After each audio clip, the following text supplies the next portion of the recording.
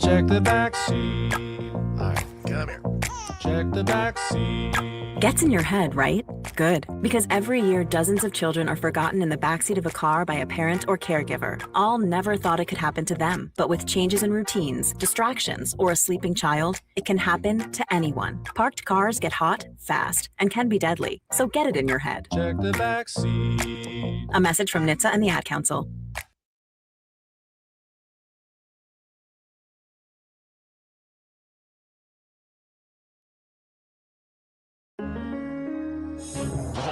Crossover. Oh, killer crossover. Just crossover. It just crossed him over nastily. Another victim to the crossovers. Cross him up and sit him down. Time for the crossover, powered by Everlevel Concrete Repair in Omaha at everlevelconcrete.com. John, Josh, Nick, hello. Hello. Hello. Hey, there you are. What's going on? Nothing. What's going on with you? John, you're frozen, but you look so good. I'm frozen? You're unfrozen now. He's only frozen for you. Unfrozen caveman lawyer? You were frozen like this, like staring straight into the camera. I thought Well, that's because I was sitting there. I was going to see how long I could go without moving. All right, John, we were trying to figure out what city you're in because you were in one city yesterday. There is a game, but it's not for 2 whole more days. Gotta be Philadelphia, Yeah, right? we think you're in Philly. Are you in Philly? That is correct. Did a little Philly break your heart? What's wrong, John? Little Philly break your heart? Oh, that's exciting. Yeah, you'd love it here. Go poop and throw it somewhere in the city. You'll probably hit Sirianni. Yeah, say a slur or two. It's allowed. Nah, I thought you're thinking of Boston. I think that's Boston. You can slur in Philly too. Is this true? Ooh, I don't know. I am not going to Poll find question? that out. Too much history to slur. Well, I guess Well, Boston's got a is lot there of not history too. in Boston? Yeah, there's history in both of those. I don't know. Philly's got the bell. And That is one of Yeah. the cool parts about being on the East Coast is you're like, wow, Gonna lick the Liberty Bell. look at all this history. I am not going to lick the Liberty Bell. You You're ever not going seen to it? take a historical seen it. walk, John? Are you going to take a I've seen it. historical walk? You're gonna go to the top of that one building and find Ben Franklin's fun 3D glasses for What? National Treasure. Yeah, we did the movie and movie club, John. did, Don't John. you remember National Treasure? How do you forget National Treasure? Oh, it's a That was in map. Washington. They weren't in Philadelphia. No, not when they got the glasses. I think Nick Yeah, was they were right. in Philly because they were at the Liberty Bell. Yeah. Oh, Yeah. I don't. They went all remember. over John, the it's an East Coast. important plot point. How could you I forget? don't remember. It's been like 10 They years hit all since the I watched major that cities in that movie. Wait, did you not do movie club with us when we did it last year? I thought he did. Wow. I don't remember. John must have I not don't watched think it so. and pretended he did. Yeah, that's fine. No, I've Wow. seen it before. I can't have. believe I've seen somebody it would before. do that. I've never done that. I don't remember Interesting. any of the details from that movie except for the Declaration of Maybe Independence. Movie Happer continues the. I love movies now. John, I have you watched- seen this? He's watching films. I I love watched National What did Treasure. you see now? I watched the one battle after another. In addition to the one with the boobs. In addition to Sydney Sweeney and her And? boobs movie and the new Knives Out movie That's 3 whole movies. in like 2 weeks. Is this like It's a is this like record. a record? for him, it is. Do you have a for you? letterboxed? It was probably I probably took the same amount of movies last Christmas break.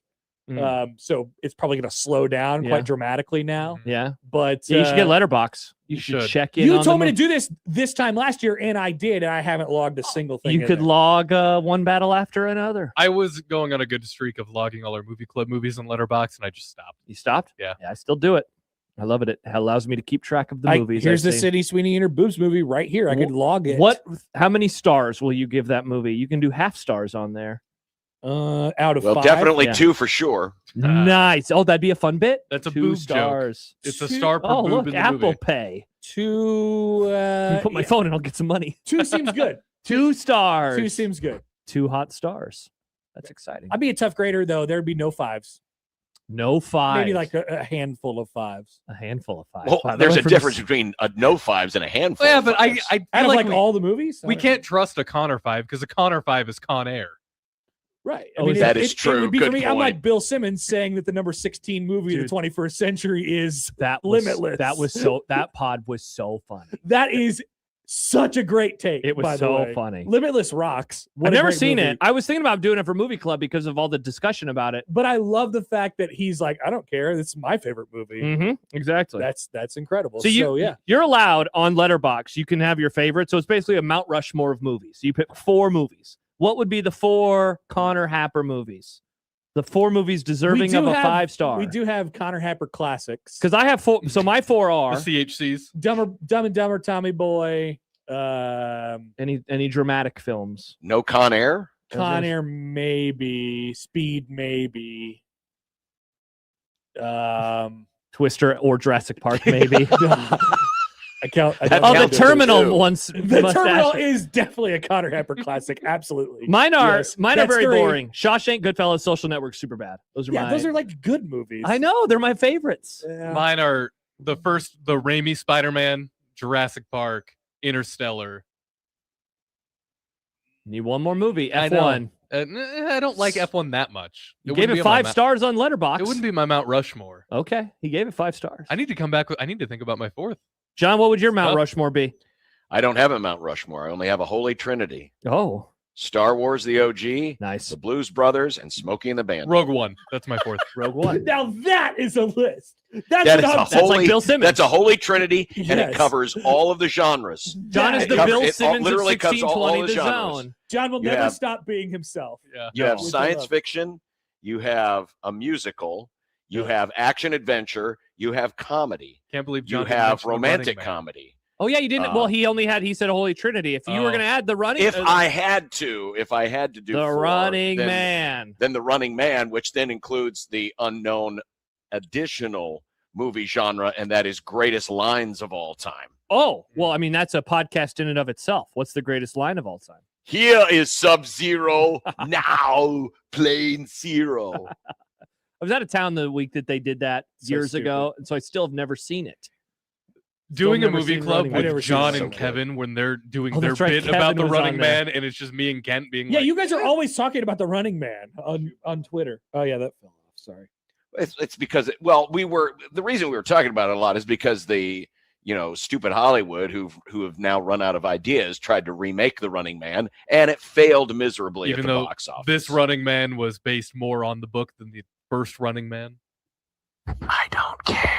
I still haven't read that book. I don't care. I'm gonna read it though soon. That's my plan. It's a 2026 You're gonna read the Running Man? I don't know, John. Maybe try Yeah, out the Stephen King book. Try out this Leo movie that I just watched. It's original. It is. It's such a fun ride, It's man. super unique. Yeah, It's weird. Oh, is that as the hell. one that's on HBO Max now? Yep. correct. Yep. Yeah.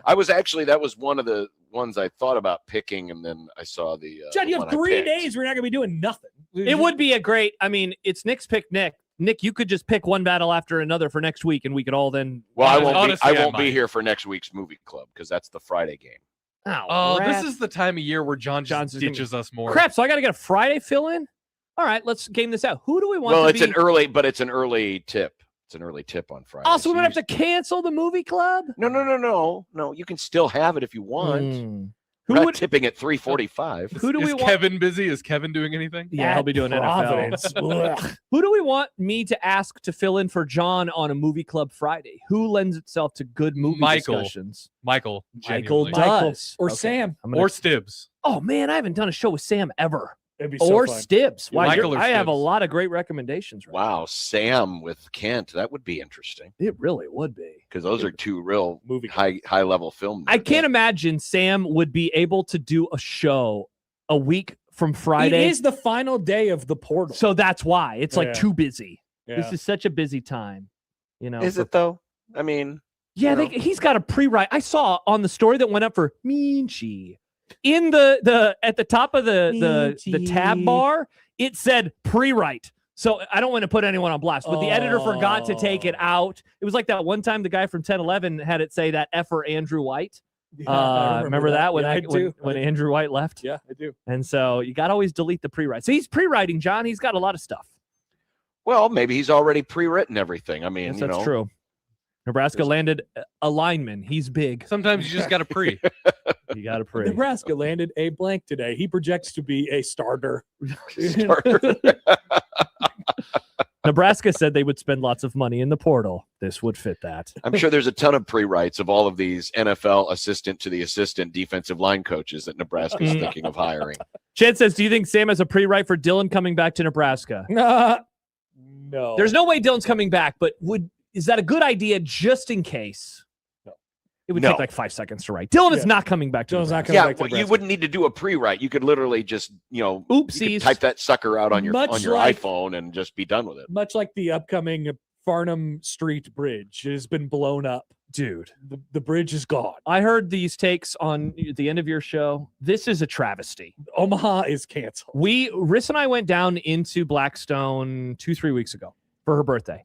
And I got mad for the people who we used to live there. I got mad for people who live there and work there because of how dumb the The good street news is that and it's going to be worse. Blackstone is back now. Like Blackstone proper is back. It's that's good at Backstone. least. It's open. Got now, 'em. But yeah, it's going to be impossible to go. So explain to me what streetcar named disaster is about to do to us. So they're next. taking out the Farnham Street Bridge this over the week. interstate. Over the interstate, which they already did for Harney Street last year, which shut down that part of the interstate for at least a day, I think.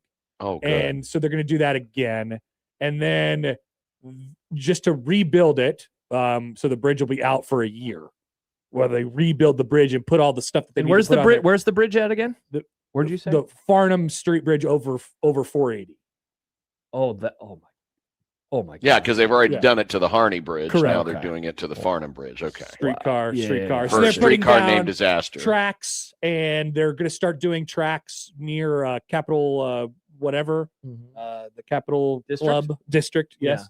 And yeah, But the mayor who did this She is gone. gone. She gone now. This is like if Matt Rule was like grass and they were like, we're going to put it in, and he got fired before they had grass. That would be, and then the new coach is like, why do we have grass? Or That's you know, true. honestly, it's what Frost did. So one of the stories, I'm not reporting this. I'm just telling you what I heard. One of the things that I heard about Nebraska's new facility was that Frost wanted his office like holed up, and it was very difficult to get to in the new facility, yeah. right?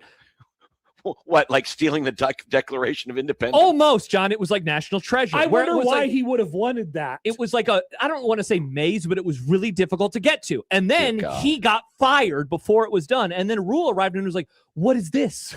What is happening with this situation? Yeah, I remember he said something about that. Yeah, didn't he? so Yeah. we, okay. Otson says I've heard this as well. Maybe it was reported, but I thought I heard it behind the scenes. So that's So- what's happening so to Omaha.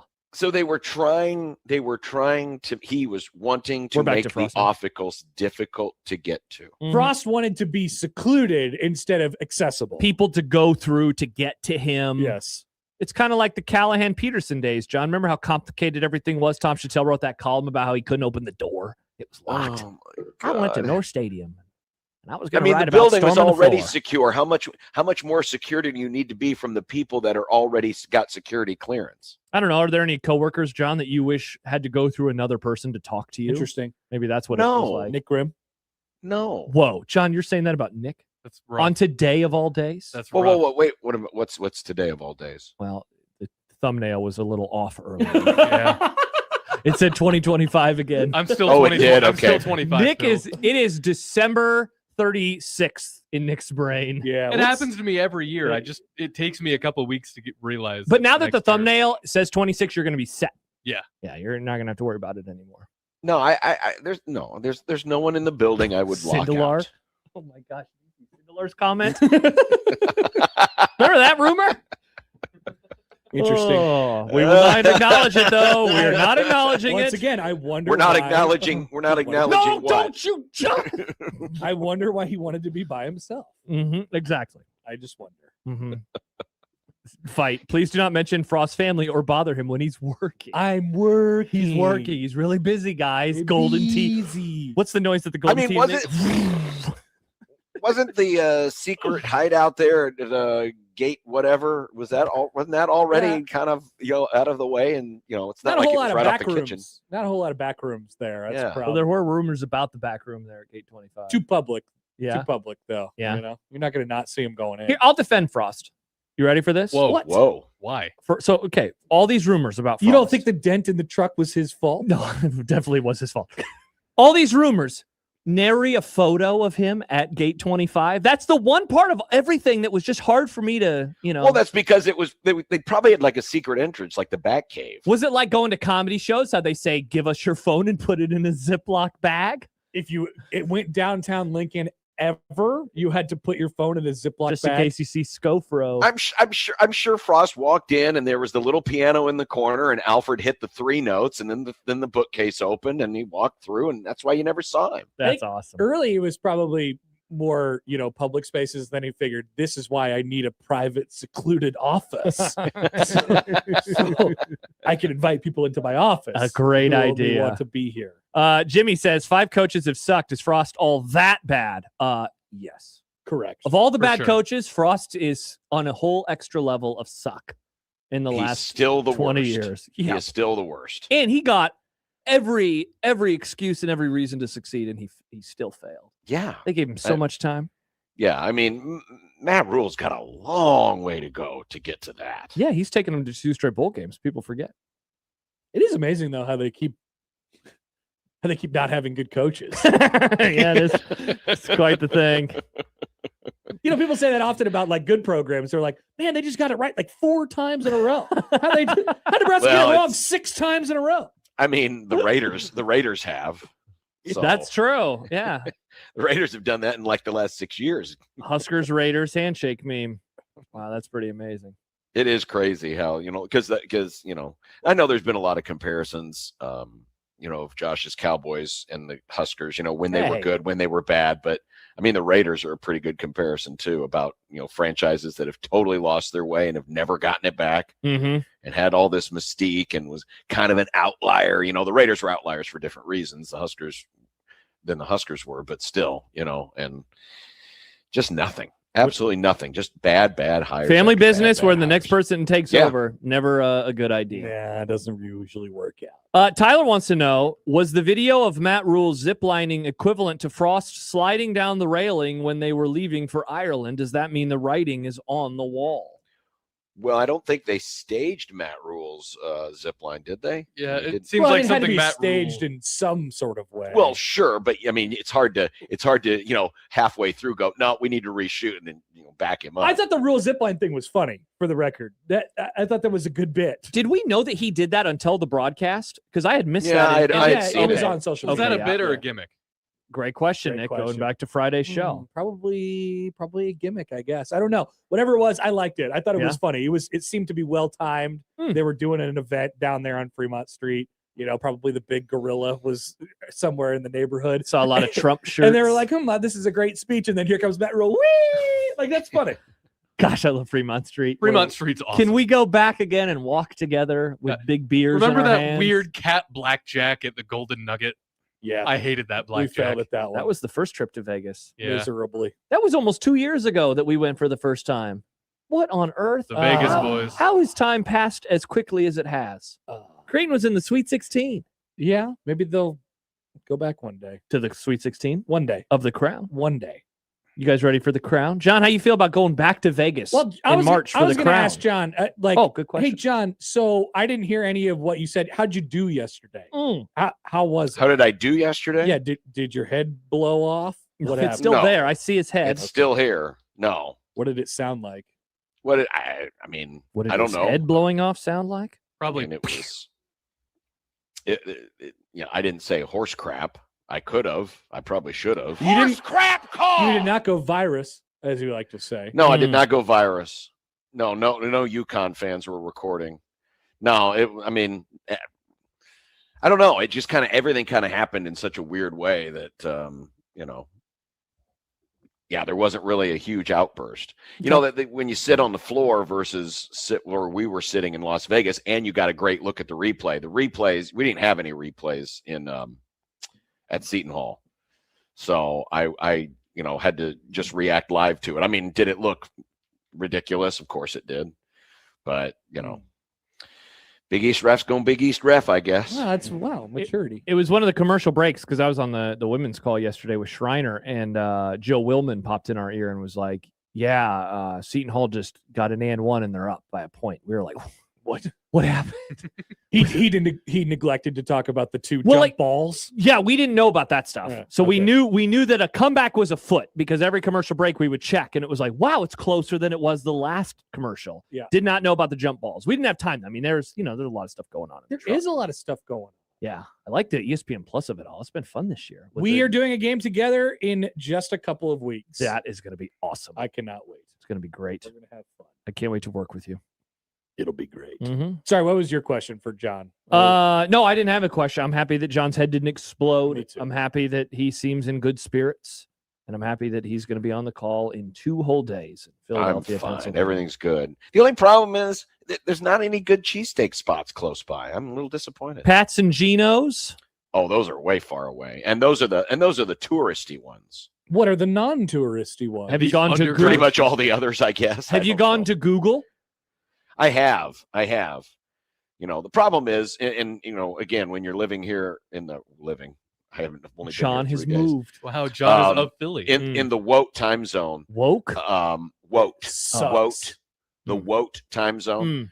By the time we get off the air, it's 7:00. Ah, that sounds horrible. And some of the places are closed. Like now we're right down the Closed street. at 7 o'clock. It's dinner Are time. they owned by 64-year-olds? Yeah, what time do they Pretty eat much. dinner in Philly? 4? Steve Pretty Sipple much. time? Connor Taylor. Yeah, Wow. pretty much. That's But we're right down the street from the terminal market, the Reading Terminal Market, which is this amazing indoor market with all of these incredible food shops. Like yesterday, I was in a bit of a mood yesterday when we got here. You?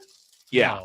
No. But when I went to the market, because when we got here, I got unpacked. I tested the equipment, make sure everything was working, because I'm a responsible He sent us a person. DM. He He's did. like, boys, we're on And then- Thailand tomorrow. One of the best then- DMs I've ever gotten. And then went to the terminal market to get the 4th Street cookie. They were $1 cookies. Nice. $1. It was closing time because they close at like 6. That's awesome. So John, have you thought about the life hack, though, of just being on Central Time when you're on the East Coast? It is still 2:14 in your brain right now. You don't have to view things as 3:14. Yeah, but he's got there's like a yeah, but everyone schedule. else here Yeah. is based on Eastern time schedule, and places are closing Now that's earlier. dumb. At You know? 7 p.m. That's ridiculous. Well, it's That's not like New insane. York. It's not like New York where the whole damn city is downtown, and it's the city that never the sleeps. city that never sleeps. Philadelphia apparently does sleep a I mean, little bit. There's I mean, they have to have restaurants- the energy to boost Santa Claus and Nice. throw snowballs at him. There's restaurants in Omaha that are open until 11. Cane's is open until 2. Yeah, Joe, have you thought about Canes tonight? Yeah, John? get Philly Cane's. Sure, Philly not Canes. bad. It feels weird that there's not a Philly cheesesteak kiosk at every corner in Philly. Jimmy says go to Uncle Gus's in the marketplace. But Really good that's cheesecake. in the market, which what's- closes at 6. That is The ridiculous. whole Closes market at closes at 6. What about Rob yes. Anderson? Have you thought about asking Rob if he would go fetch you a cheesesteak? No, I'm not.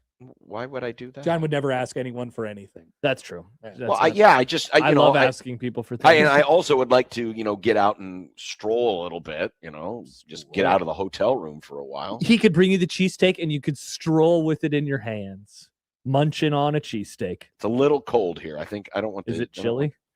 Yeah, it's like in the 30s. Okay. It was very sunny earlier, but now it's not It's always it's- sunny in Philadelphia. Hey. Another lie. Maybe you have It to never get rains in California. Lie. Never always sunny in Philadelphia. Lie. Maybe you have to fetch yourself a cheesesteak before the show, aka lunch. Oh, have you thought about that, John? Cheesesteak for lunch. A lunch cheesesteak. Well, those things are huge, man. Yeah, then you might go sleepy during the show. Yeah, I don't want to go sleepy during the show. Yeah, we can. I had to test out the Casey's of the East Coast for breakfast this morning. Wawa? I went to Wawa. How's that? Yeah. Casey's better. Tough look for Wawa's. Wawa. Yeah. Have I you- mean, the wah, Wawa wah. sandwich? Wawa. I had like a French toast sausage egg sandwich. Okay, a cheesesteak's gonna make him sleepy, and he had that monstrosity for French- breakfast. No, it French wasn't that toast big. It was like a I'd be donut sleepy size. as hell after that. Yeah, that sounds like a It sleepy was not. sandwich. No, it was not a. That's like a sleepy 2.5-hour nap sandwich. By the way, John, lots of no. recommendations coming in. John writes, I don't know where John is staying, but the Claymont Steak Shop in Claymont, Delaware has awesome cheesesteaks, and they I are am not massive. in Go Delaware. to Delaware, John. They're all close by, aren't they? It's like Delaware. Europe. Yeah. Sure. They're all yeah, walkable. 25 minutes. close Yeah. by, and then it's still an. It's 80 West minute car Omaha. drive. From the 908, there's a text from New Jersey. Delisandro's Steaks and Hoagies, Philadelphia, PA. Get yourself a hoagie. I think these are not. I'm not gonna Delisandro. Uber. Oh, they're gonna I'm not close gonna at 6:30, guys. Yeah, and they probably close at like 6.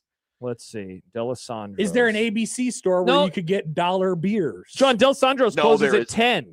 Oh, John. Yeah, you but have no again, excuse. is it within walking distance? Probably. I don't know. No, you probably don't want to dox yourself. Do you want to give like a general area of I'm in where the you middle. are? I'm near I'm in city center. Is what So they you're call it. near, okay, city center. Is that spelled R-E or E-R? You know, those places like to be cool. All right, here we go. Delisandro's is, yikes, a 28-minute drive. Dear God, Oh, he's that's- not doing that. But John, maybe you can get an Uber. Then you can get that Uber like we had in Vegas. He that says, one I don't time. want an Uber. I don't. I'm not. Well, I don't want to Uber. I don't want to Uber. he's not. I don't want to spend more money to go Can't spend you- money. Can't you like write it off? Like have Kraton Yeah, pay for it? Can't Kraton do that for you? They would. Well, I mean, we have expenses, but again, why would I? Yeah, Got that I'm- little card.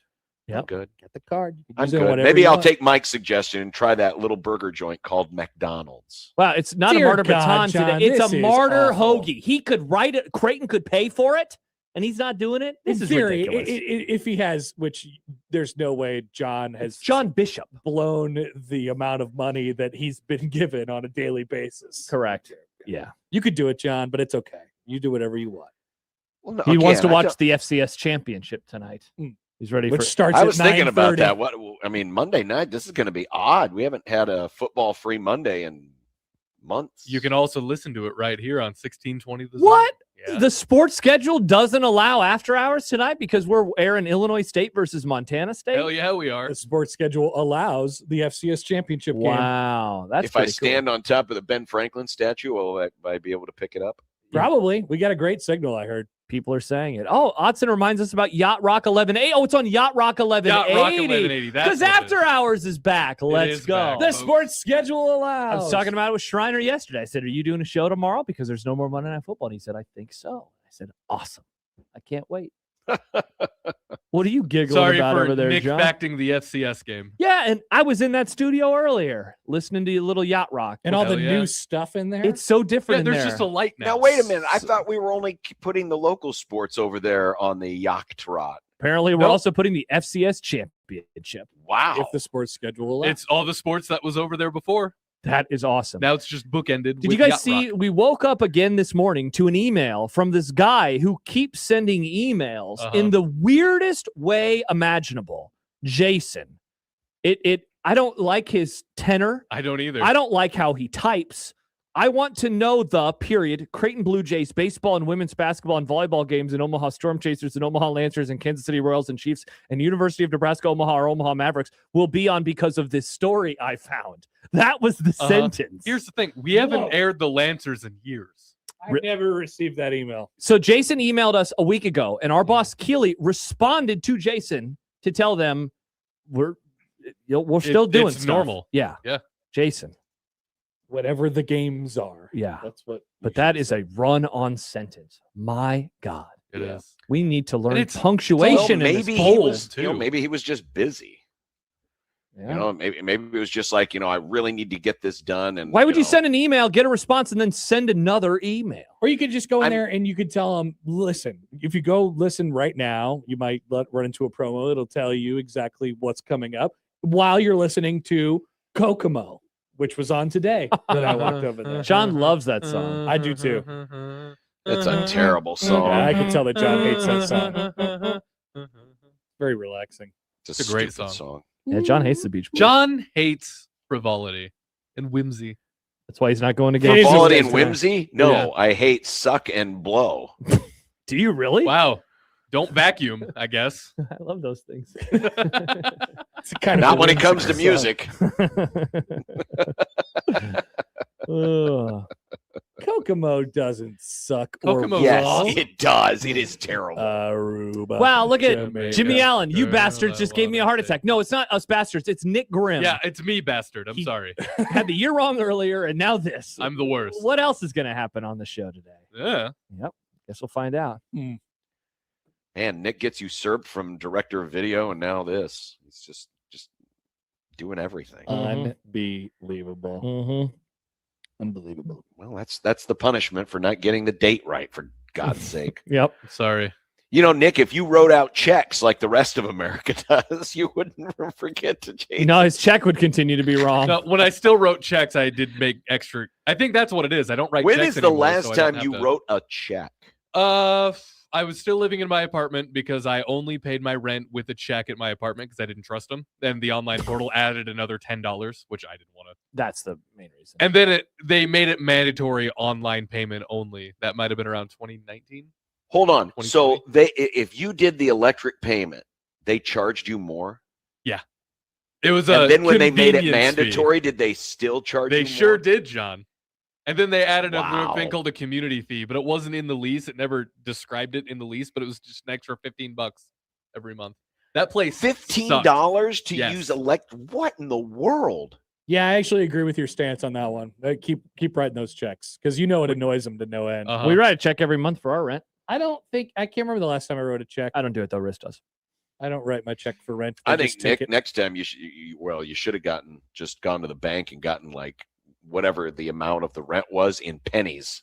And Oh, drop that would it have on been a their good front- bit. That would have drop been it on funny their to front do. door. What's it called when you go to the bank and you get the thing to like when like an order, not a A money Money money order. order. You should do a money order for your rent. That would be fun. I mean, I like my current place. That's fine. They're Yeah. good. But What is a that old money place- order? it's a way to like guarantee that you have the money. So like they want It's that basically for like a guaranteed check. yeah, they want that for the only time I've written one money Kirk order. Cousins? It was for a when you buy a house. I had to do a money Down order. payment. I had to do a money order for my truck. So you just had Yeah. to prove to them that the money will exist, Right, because like if you write a check, in theory, you might not have the money in there, but a money order it proves Like to verified by Right, the because bank. in the Yeah, money it's here. order, you go to the you know, bank. the Western Union or the bank or whatever, and you pay them. Yeah. And then they write out the check, and you know it's coming from a reputable firm, like Yeah, money order won't bounce, as Aaron says. Okay. Yeah. What's a cashier's check? Cash, Oh, okay, great same thing. question. Yeah, oh, okay. same thing. Same thing. I don't know what any of these things are. I just tell all the things that need my money to take them, and then all the things that give me money. This is where you put it. I love when I A get money. railroad bond. Okay, so Tips, what is a railroad bond? Stib's bringing up bonds. Do you guys have any? Did your grandparents ever give you guys bonds? Or Yeah. anything? Oh yes. Yeah. I've got yeah. a stack of bonds, but they don't mature for another 10 or 15 years yet. I don't know what to do with. They're just there. Well, that's Then it. what do I do with them after they've matured? Do I go to a bank? Be They like, actually keep Here. maturing. They keep accruing interest, so you could get more than if it's a $50 bond. If you keep it longer, you can actually get a little bit more than the $50. Cash it in, or where do I Yeah, cash those in at? Do I? Is it The just a bank. bank? Just any Just bank? go to a bank. Yeah. banks? Just go to No, your bank. man. The bank's got it. Do they accrue much interest? I guess I don't know.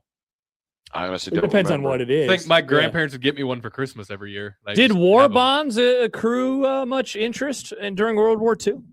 I'm sure they did. Great I'm question. reading a for book right John. now it's like a random plot point that happened in there with war bonds, and I was like, I wonder about war bonds. War bonds. Yeah, I wonder whatever happened with those Sounds like a good movie name. war bonds. The name's bonds. War bonds. War bonds. Or like Barry Bonds. War bonds. Not, I was what going was Barry James Bonds? Bonds, What but was yeah. Barry Bonds' war? James Bonds. James Bonds. Stib says like Dutch Vanderland. Oh yeah, like Dutch Vanderland. He said, I have a plan. I just need money. That's what he said. Nick, you didn't get that reference? No, What the hell? You never played Red Dead 2? not all the way through. Unbelievable. Yeah, I figured Nick would have been a Red Dead guy. Yeah, that's Well, the only reason I said that out loud. I played through the whole first I one. knew these idiots wouldn't get it. I started the second one, but I've had this problem lately. We're where going to Tahiti. That's what he kept saying. There are a lot of games that are just so big now, and I have less time to play video games than I used to. So I have to start focusing on one game at a time. And I'm currently playing through Guardians of the Galaxy. What Which the is great. hell? It's a great game. You got to play Red Dead 2. Anyway, I have it. I just need to play it. I won't tell you. Well, should I spoil the end of Red Dead 2 for Nick? Not gonna bother me. Isn't the end of Red Dead 2 just leading into the start of 1? Into Red Dead 3. I actually No, 'cause don't know. Red I don't Dead know 2's what happens. I only played Red Dead 2. 2's a prequel to 1. But do you want me to tell you what happens? You Yeah, I want me to don't care. spoil it That's for you? fine. Well, you die. No, that makes it. Can I spoil the first game You for contract tuberculosis Can I spoil the first game for you? and die. You also die, Ah, but then your son takes up your place. dang. Why do you not have time for video games? What happened? I just have less time. I'm just busy. Mm. I'm busy. Okay. I usually play them at night during Josh time, but Josh time is late for me probably. You as it have is for Josh time? Yeah. Josh it's time. called Nick time. Yeah. Yeah. Why would you use Josh's time? Use your time. Yeah, use your own Oh, time. because if it said Josh time, you guys immediately knew what I was talking. It is late. I do know about times. Are we talking about Josh Odson time or Josh Peterson time? Odson time. Yeah, Yeah, Odson. I don't have Josh time. That's the only Josh time I know of. Yeah, I don't have time for Well, I can tell you It is this like- much. It's an hour later here, whatever your Josh time is. gross. Josh Odson would probably love living on the East Coast. It wouldn't do anything to him. He would You just get to sleep in a little bit, I guess, for a show. yeah, he would continue to stay up late. Be on from 11 to 3. Yeah, he would just have a less of a gap in between when the sports end and when he would go to bed. He'd probably have less movies to watch, Yeah, that's Yeah. true. less TV shows to watch. Very true. All right. All right. Well, there you go. There's the crossover for the first normal week of the new year. We are back, baby. Folks. We are back. We are back, and we are back right after this. Crossover, of course, is powered by Ever Level Concrete Repair in Omaha, everlevelconcrete.com, 1620 The Zone.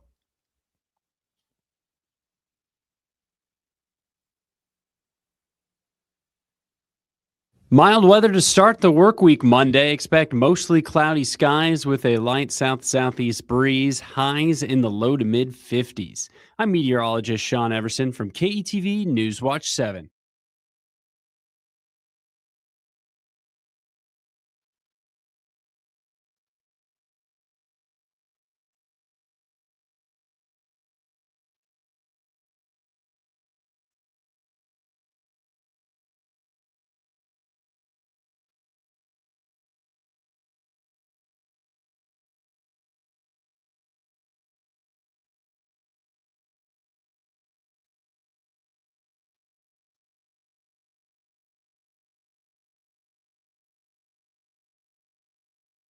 Have you been injured in an accident? You shouldn't have to fight with insurance companies or deal with medical bills alone. You need an experienced injury lawyer who'll protect your rights while you focus on healing. At Chandler Conway, our team understands the legal process and will handle your case with dedication. Our goal is simple: to secure the compensation you deserve. Call us today or visit chandlerconway.com for a free consultation. Don't face this challenge alone. Let us support you every step of the way.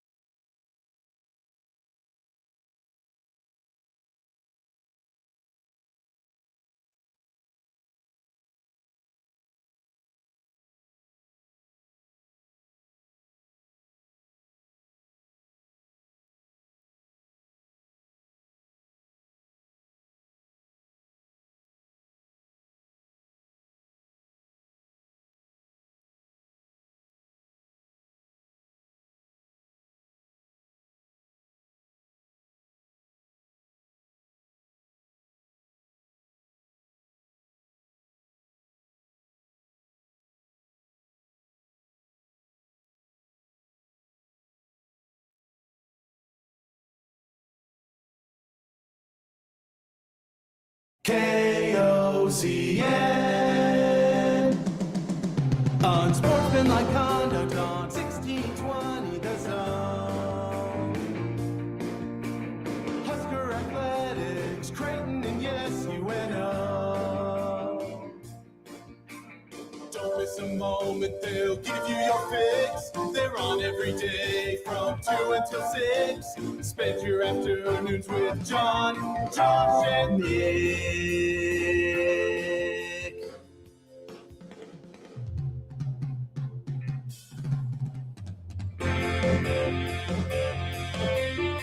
John, Josh, and Nick. They'll show you what sports talk really is. Oh, it's a Monday of a brand new week, and we got a brand new Grum on this old-fashioned, old-timey radio station. Wow, a full week of shows. Can you imagine? Sports to react to.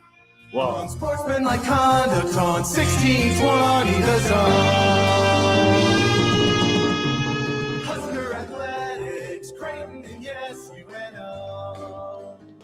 We welcome you in. Happy you could be with us. Of course, we were here on Friday, so, I mean, We're technically already it's not here. it's not our first day Been back, here the but whole time. But it's our first full week back. Well, it is. full week back. Yeah, John's John gone. is Yeah. being- We'll Am have I a full not week here? back Am I again. not existing? We'll Do see you not hear everybody. my voice? After the crown, we'll all be back together again for a full week of shows. But then baseball be here, and John and I will be gone on Tuesdays and Fridays, Tuesdays and Fridays, Tuesdays and baseball. Fridays. And then John will miss a couple days because another lawnmower incident, and then he'll be gone. And then there'll be the cube. No, there will be return. missing no more time Oh. for lawnmower incidents. The cube will not be making its return this year. No. Okay. What about the pillow? The pillow I'm going to use to smother you? I don't know. Wow. I don't know. I don't know. Mm. Speaking of pillows, I did make my bed here. I wasn't sure what the angle was going to be Mm-hmm. here from the hotel room, Wow. but Look I at did that. make the bed today. Oh, there's the you know, What, a the Target East Coast, bag? all these East Coast libs. You have to buy. Wah, You have to wah. buy the wah That's bag. awesome. Good. That's good really job good. No, right no, there. it's not awesome. A Why are you charging me reusable for bag? I for love a that bag I'm John going to use cares one about the time? environment. Wah wah. Uh-huh. You don't have to only use it one time, though, John. That's the beauty of it. Now I other don't places- live here. But you can go, nice purse, John. Right? You can use it anywhere else, John. It You is don't pretty just have nice. to use it at Wawa. Yeah, you because can it's take it to Do you High know how V. many? Do you know, Nick, how many of these types of bags we have? So when Christian was sick, by the way, Yeah. happy birthday to my youngest. He Oh, his Happy birthday's birthday. today. But when he was sick, my wife ordered a bunch of these types of bags, and it had like fighting cancer for Christian on it, and That's you know awesome. it was That's really cool. to give to folks to use. And so she uses the reusable bags all the time. So don't try to guilt me. But I was only here for one day. But the problem is the wah was too far a walk, and I bought like a couple of bottles of pop and stuff. Too much stuff to carry, yeah. And it was like, oh, do you need a bag? I said, yeah, I need a bag. And then she grabs one of these, and then all of a sudden the price changed. I was like, How much? Like 15 cents? I don't know. Yeah. It was like 15 50. It's the principle of the thing, dang it. Mm. I ain't here to pay for Nick Sirianni's salary. Come Yeah, screw that guy. Fire his ass. on. By the way, you would not like it here in the Yes, I know. Center- Can confirm. center of the city Yeah. because hanging from the light poles, you have all of these different.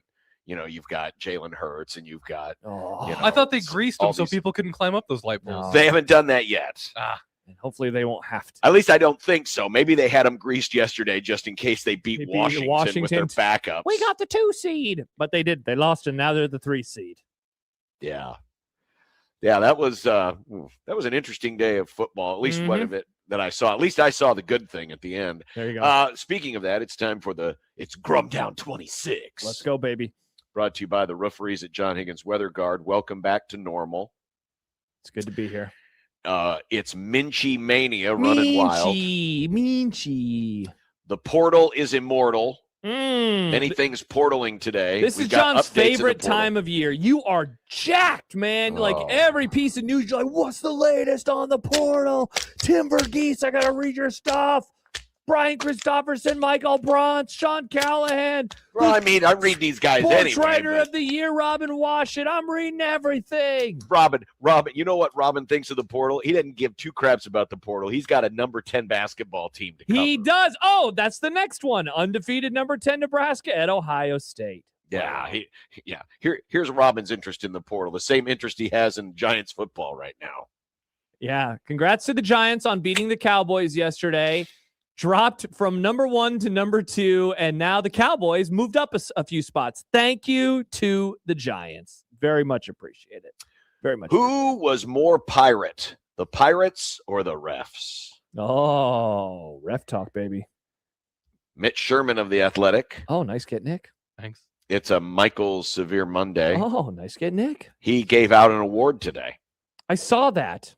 Well, I saw that they were going to. Did the award get given out? Oh, it got given out. Congratulations. It got given out. In fact, if the recipient of last year just returned his self-addressed stamped envelope, he could have reused the envelope that the award came. Well, I'm sure the trophy doesn't actually come in an envelope, but that's fun. Another Raiders coach firing has hit the NFL. Yikes, among others. And he missed it. And that's not about our NFL picks. Which, by the way, we'll be reviewing our playoff. How did that stuff. go? How did that Ooh. go? How did that go? About as good as this went last night. I wanted to reshare this because it happened at midnight my time here on the East Coast. But this was, I don't know about you. Maybe it was just the mood I was in. I was looking for something to distract me from the other sports that I watched yesterday, or maybe it was.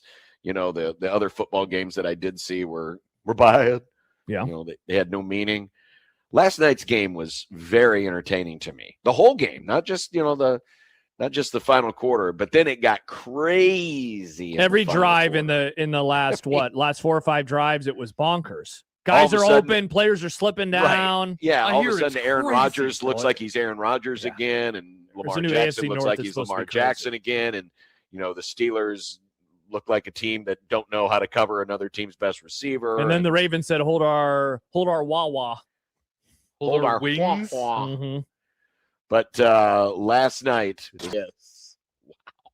I mean, I audibly yelled when that happened because it looked like a foregone conclusion, right? I mean, kickers do not miss from 44, especially when you just saw a really good kicker miss an extra point, which you knew. When that extra point sailed to the right, you knew it was going to come down to a field goal. You knew that, the Ravens were going to get the ball in position. You just knew it. What did you think of? And it did. I texted Mike Schaefer right before the kick, and I said, would you have ran another play? Because they gave up, right? They got the pass to Likely on 4th down was ridiculous. They have a and then timeout. They ran a play to the hash mark. Yeah, because they had after, and they just took a knee. They took a knee. Oh, did they? Yeah, okay. and so because they still had a timeout. I was a little surprised that they were just like, all right, we're going to take this 40 whatever yarder. I know that we just got a text from Alex and Lincoln. Loop is a good kicker too. LOL. Like he had been good. Tirico had the whole setup. I was just a little shocked that, like, why not try one more play? And I know you can turn it over, you could get sacked, and then you're like, really screwed. What is it going to do though? I mean, you likely it's going to be a run play, unless you want to do another pass towards out of bounds towards the sticks, just to try to move up a little bit closer. I mean, usually in that they were in the John. They had like 16, 17 seconds. It's not like there was only 5 seconds left, or 7 seconds, or 8 seconds. They could have ran a play and had plenty of time to do whatever they wanted because they still had the timeout in their back pocket. I mean, certainly you could probably rethink it a few times, but I mean, again, 44 yards for a pro kicker is like, it feels like a chip shot, but and then the way NBC came back, and I guess it was a story in Pittsburgh before the game, but it wasn't publicized. But the priest spraying the holy water in that end zone. Oh, I didn't see that. Game. Oh yeah, so NBC comes back from break and they're doing the preview, and Tirico says, and you're not going to believe this, and then they had video. Oh my gosh. There was a priest who before the game was sprinkling holy water in that end zone. That's funny. And so now you have the Immaculate Reception, you have the Hail Mary, you have the Holy Roller, and you have the holy water. Wow. It was so incredible. I was kind of hoping that, that's why I was really disappointed that they missed the PAT. You wanted OT. Missed the PAT. I wanted overtime. Even though you were tired, you probably were sleepy. You were ready to go to bed. Yeah, I mean, it was already late. I would have stayed up another 45 minutes to watch more of that because it was insane. Dude, it was a lot of fun. We've been saying it for years. You have been saying it. You are one of the people in my life longer than anyone that I can really remember that, grew up in Nebraska, but is an NFL guy first and foremost above college football. Last night is just another reminder of why this league is the best league, because it is the last game of the regular season.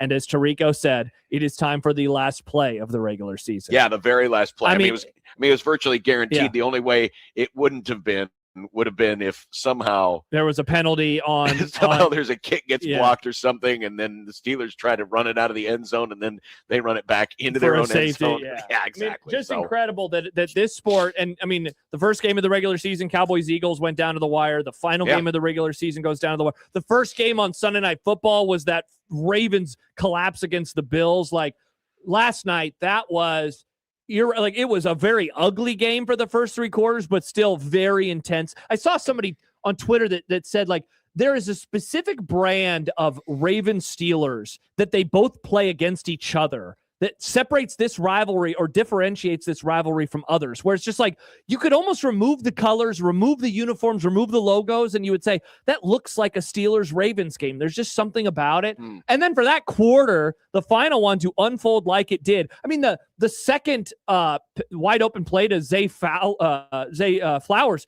when immediately Collinsworth, he's open again. Like he recognized it even before the ball left Lamar Jackson's hand. And sure enough, the ball leaves and then the camera pans and it's like, what is he doing? How did they miss Flowers again for the second straight play? And both teams look so inept. I mean, the Steelers offense looks so inept in the first half. Mm-hmm. And then all of a sudden, turn it on. And of course, there's the play at the end of the first half where they get the PI in the end zone. They go to the 1 yard line and inexplicably run the pitch play. Oh my gosh! Into a badly outnumbered situation. Yeah. When they get down there to start the second half and they run their little tush push play, it's like, why didn't you do that? Yeah, why didn't you do it earlier? Of the first half. I mean, if it's so damn good, you run it right there. But got a little too cute. Yeah, they did. But then the Ravens looked inept. I mean, the third quarter they never hardly had the ball. And then all of a sudden, Zay Flowers is open twice. Lamar Jackson's, looking like, old Lamar again. And the first touchdown where he broke the tackle, somehow scrambled, Flowers is wide open, throws it to him deep. That play was ridiculous. Pointed, called. Go this way, go this way. Go down the field and then hit him deep. Truly unbelievable. It'll be interesting to see if Harbaugh gets the axe. As of right now, he has not been fired. There have been a number of firings today in the NFL. Actually, the first of Black Monday actually started on Sunday with Raheem Morris getting canned. It would not surprise me. I've been feeling that way. Honestly, John, in the lead up to that game or the loser, wouldn't surprise me if either of those guys was going to be on the outs. There's been a lot of weird stuff going on with the lack of a connection in a way with Harbaugh and with Lamar Jackson. There was a story from a longtime columnist when we were on break about just some of the clashing that those two have had. And you just wonder, after all the success, but unable to break through, and now you miss the playoffs, is it just time for a fresh start? And normally in these situations, the franchise decides to stick with the quarterback or the star player instead of the coach. But as of right now, 2:46 Central Time, still nothing on that front. I would think if it hasn't happened by now, it's not going to. Yeah. And I mean, I would make the argument if the game had gone the other way that it would have been more likely that Tomlin would have been let go, and which is saying something given that the Steelers never fire anybody. Yeah, that's true. Than Harbaugh. I don't know. There's just something about, there's a stability with Harbaugh. At least some of this year can be explained away with some of the injuries that they've had. And, with the Steelers, not that the Steelers haven't had injuries because they have, but I don't know. There just feels like there's more of a fatigue in Pittsburgh than there is in Baltimore with Harbaugh.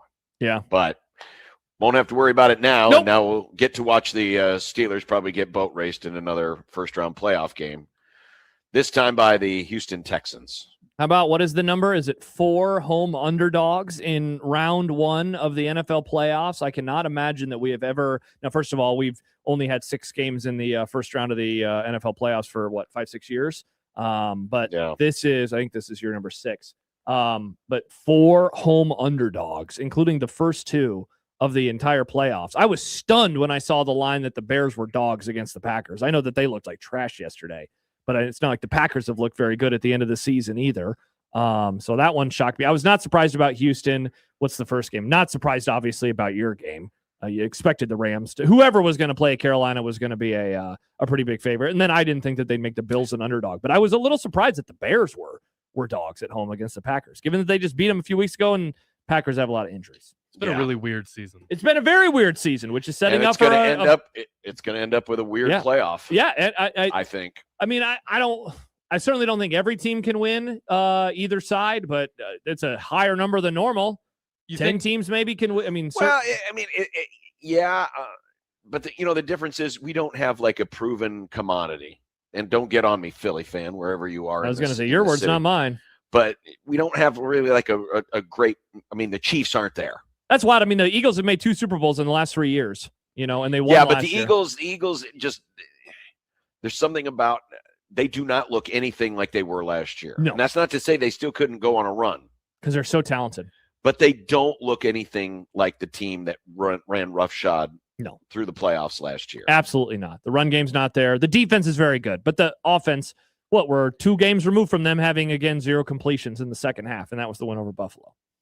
And they've had a couple of those. But you're right. There is not the the champ, even though they are the champ. But there's not that kind of typical like that's the team. Watch out for that team. Correct. They're the one. Yeah, there's not. That doesn't really exist right now.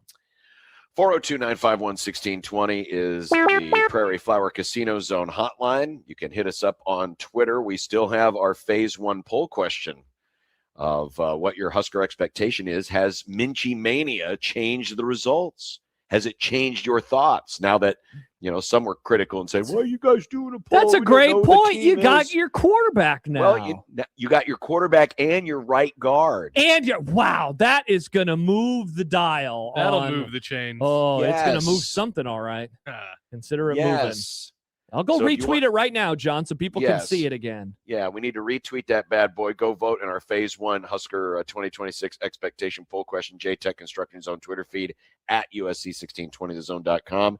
And you can hit us up on the email, which is the Equitable Bank Zone inbox, John at 1620thezone.com, Josh at 1620thezone.com. And speaking of Minchie Mania and all the portal stuff, we'll give you our thoughts on what we think of Nebraska's new presumed starting quarterback. All right. Next on 1620 The Zone.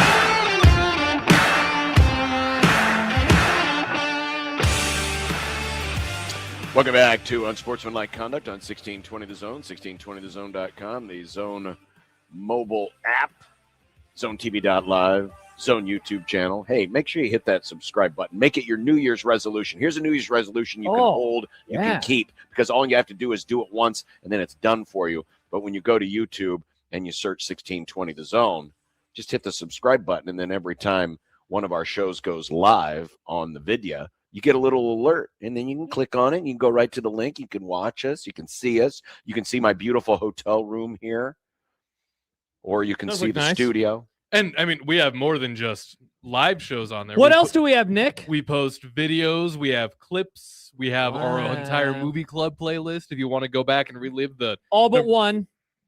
I didn't start it until... something with Jimmy. I don't remember the movie, but they're there. There's stuff there. Awesome. Hit the bell.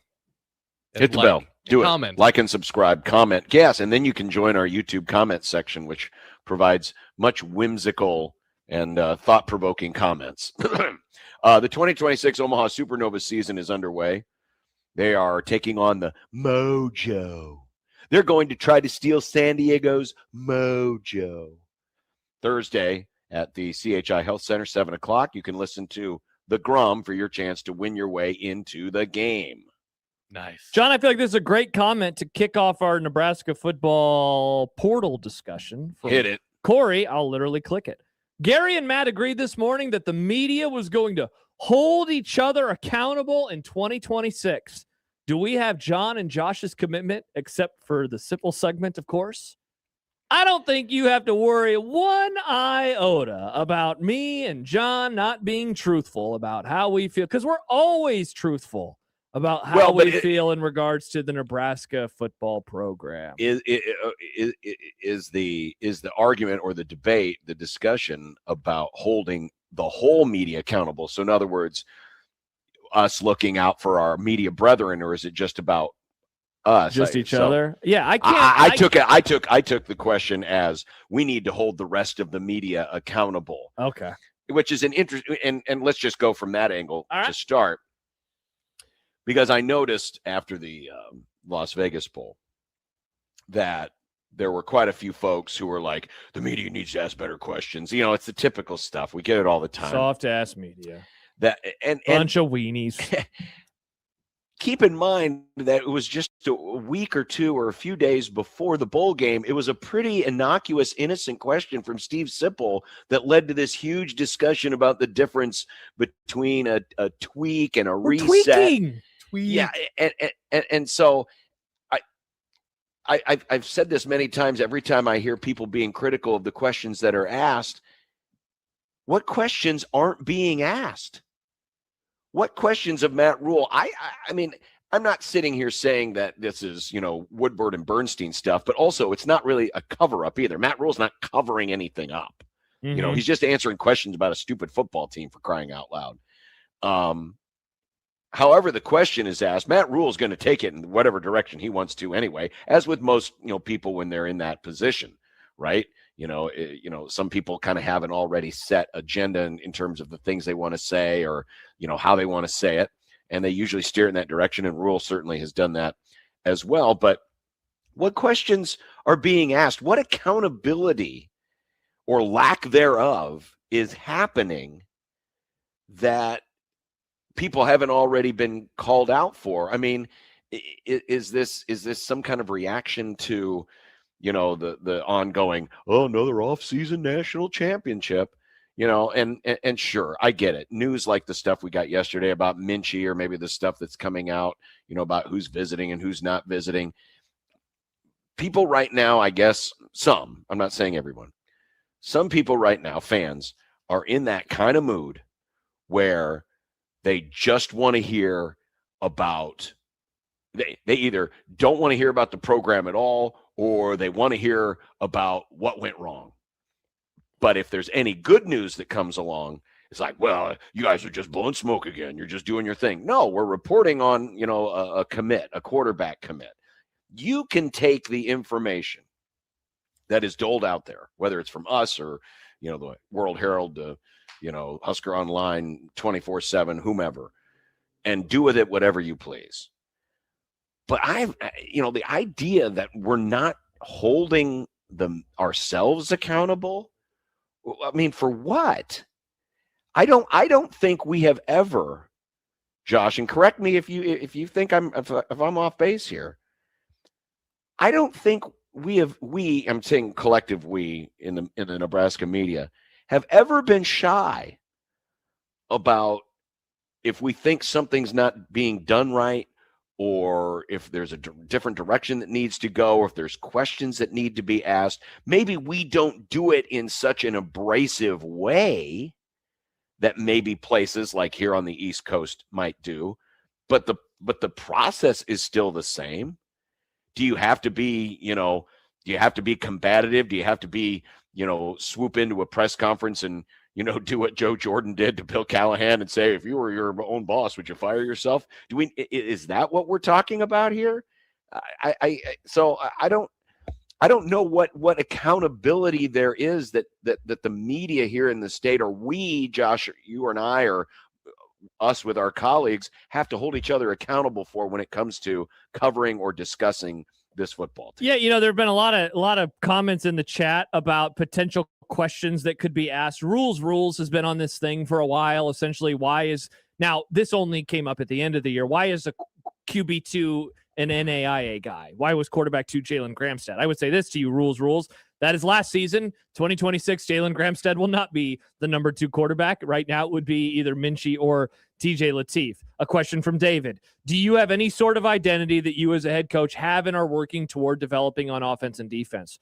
For one, and what steps are you as a head coach doing to work towards that? I feel like we get that question all the time. Honestly, I feel like those are kind of big picture, broad questions. They are, but hasn't Rule, I mean, I'm not saying they've been asked in exactly that way. Yeah.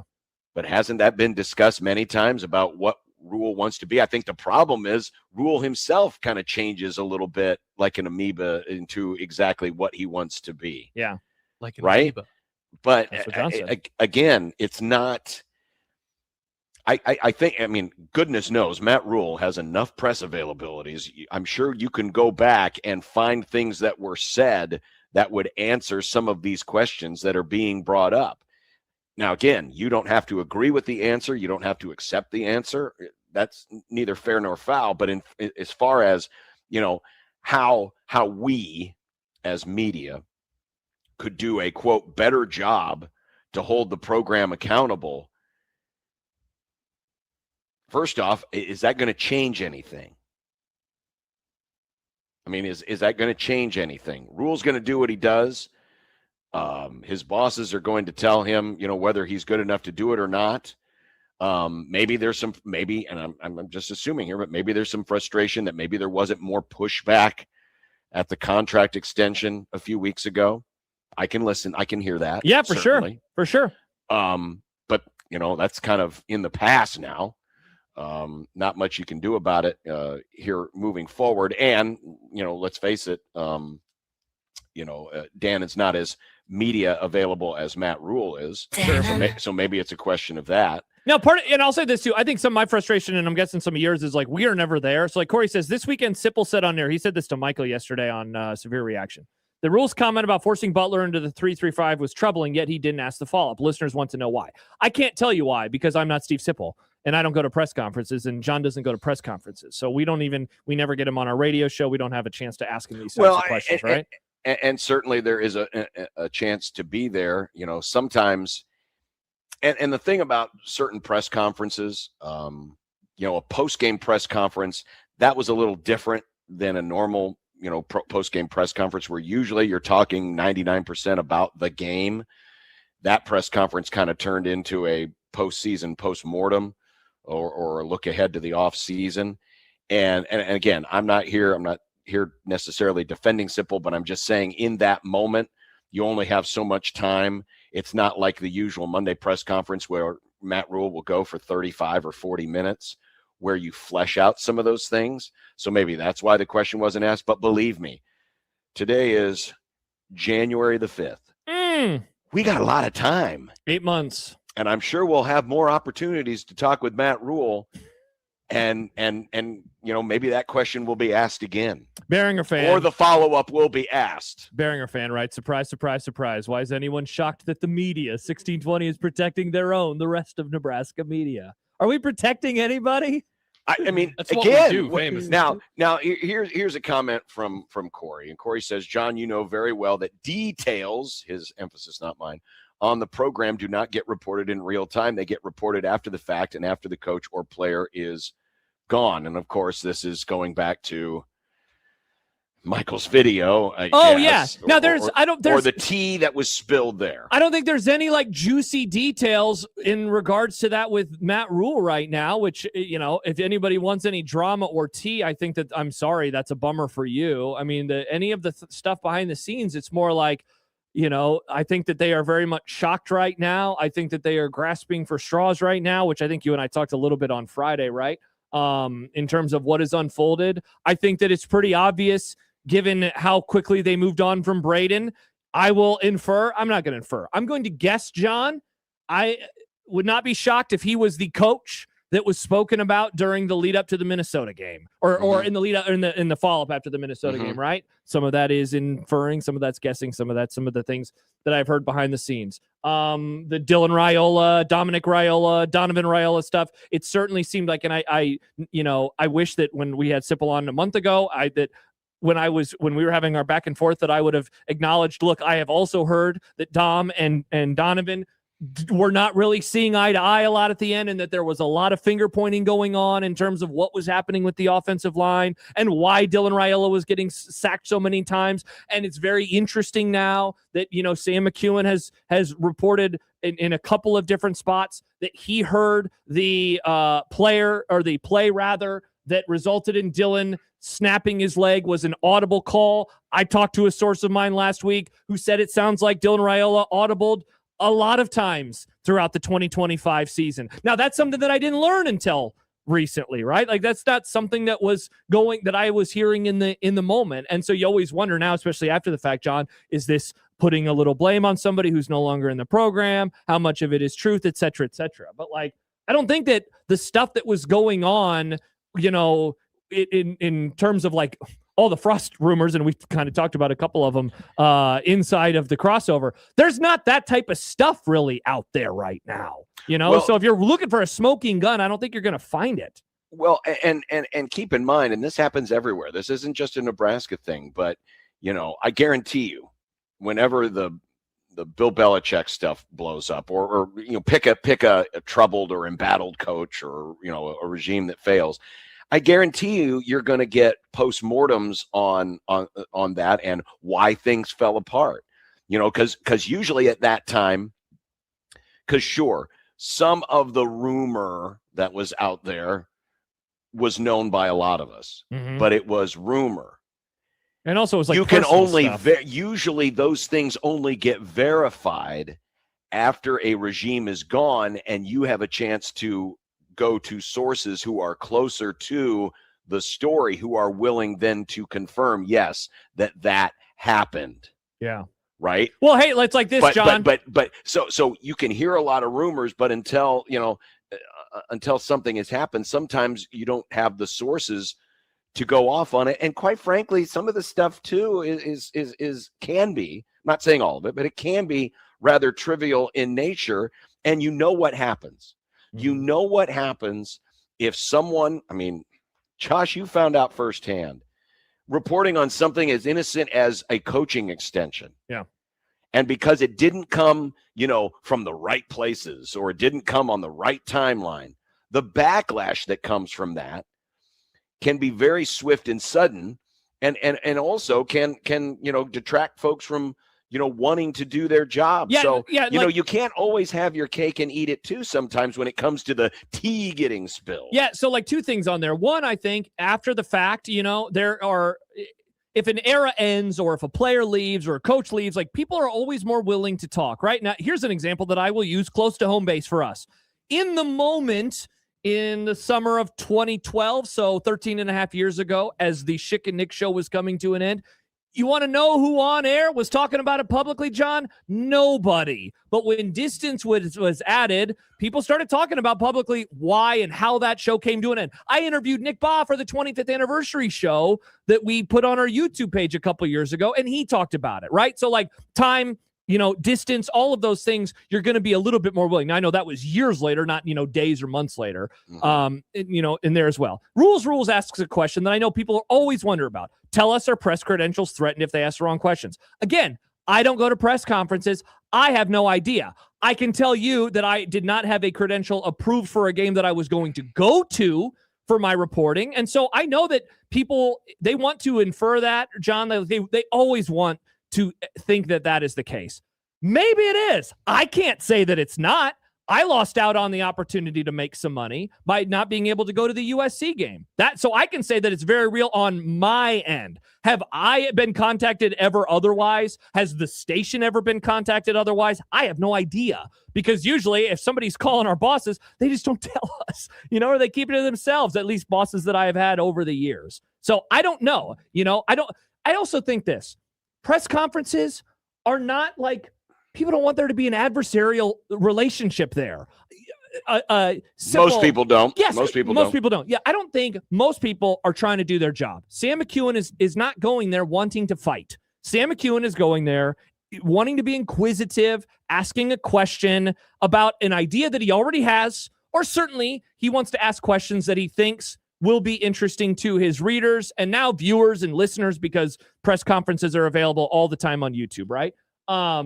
I don't think, though, that Sam wants to go there and get into a fight or an argument. You know why? Because it's not good for anybody. It's not good for him, again, because they're streamed all the time live. Like, that was the difference. In the old days, a reporter could get into a fight with a coach. Nobody ever knew about it. It wasn't going to be a thing, which in a way was maybe one of the positives of the old days, right, John? That you could have that relationship, and it was going to stay there between you and the people inside of that room. Now you go there, you want to pick a fight, it's going to be a huge thing. And again, is that serving the readers? Maybe, because they're getting a little bit of information, but maybe not, because it just turns into a pissing contest between a couple of people. It's just, I don't know. It's what you want from a reporter, what you want from a coach in these types of things. And again, and rules as respondent, Nebraska needs independent sports journalists willing to get in info the fans deserve. Again, what information are you not getting? Yeah, I know. Yeah, we all just assume that, because, and let's face it, sometimes there's stuff, it can be as simple as, players and playing time. And why isn't player X getting more playing time? Sure. Sometimes there's reasons behind that, quite frankly, aren't for public consumption, or can get so far into the weeds that if it was made available for public consumption, it would just create more issues, because then people would interpret certain ways and could misinterpret it and then make a bad situation worse. And so think of it like this. A lot of businesses, whether it's ours or others, have, internal conversations that aren't meant for public consumption, because it could be, things, obviously with football or any other sport, it could be game planning, or it could be, protecting a player who might have, an injury or something like that. I'm using very simple terms, and obviously there are other avenues that can be done as well, but it doesn't do the program any good if certain information gets out there. And it doesn't have to be this nefarious, they're trying to keep something from us, or, yeah, like, gotcha. Folks, sometimes football teams or basketball teams lose because they're just not good enough. Yeah. And when you've got an organization, especially in a football, especially nowadays, where your football organization is, hundreds of people, counting the players and the coaches and the staff, there's a lot of different dynamics that go on. And sometimes you can be flooded with so much information and so much minutia that it really doesn't do anyone any good to air that stuff out there, because then it can just take a kernel and blow it up into, a giant stone, and that can be used against you. And again, it doesn't have to mean that you're covering up, any misdeeds or, we're not talking about stuff like the stuff that was happening at Michigan, for example. Again, if there were really bad things taking place, I guarantee you at some point that stuff is going to come out. Yeah, so here are the questions. We are talking about a football team who is struggling, trying to, reach the next level. Yeah. And that's different than an organization that has just run afoul because, one coach has gone rogue or, somebody else has, committed crimes. None of that kind of stuff is happening at Nebraska. And believe me, if it were, we would start to hear about it and it would be reported. Yeah. So because Rules keeps asking these questions. Here are the questions that he wants to be asked in the press conference. Why is our running back 2 a freshman wide receiver?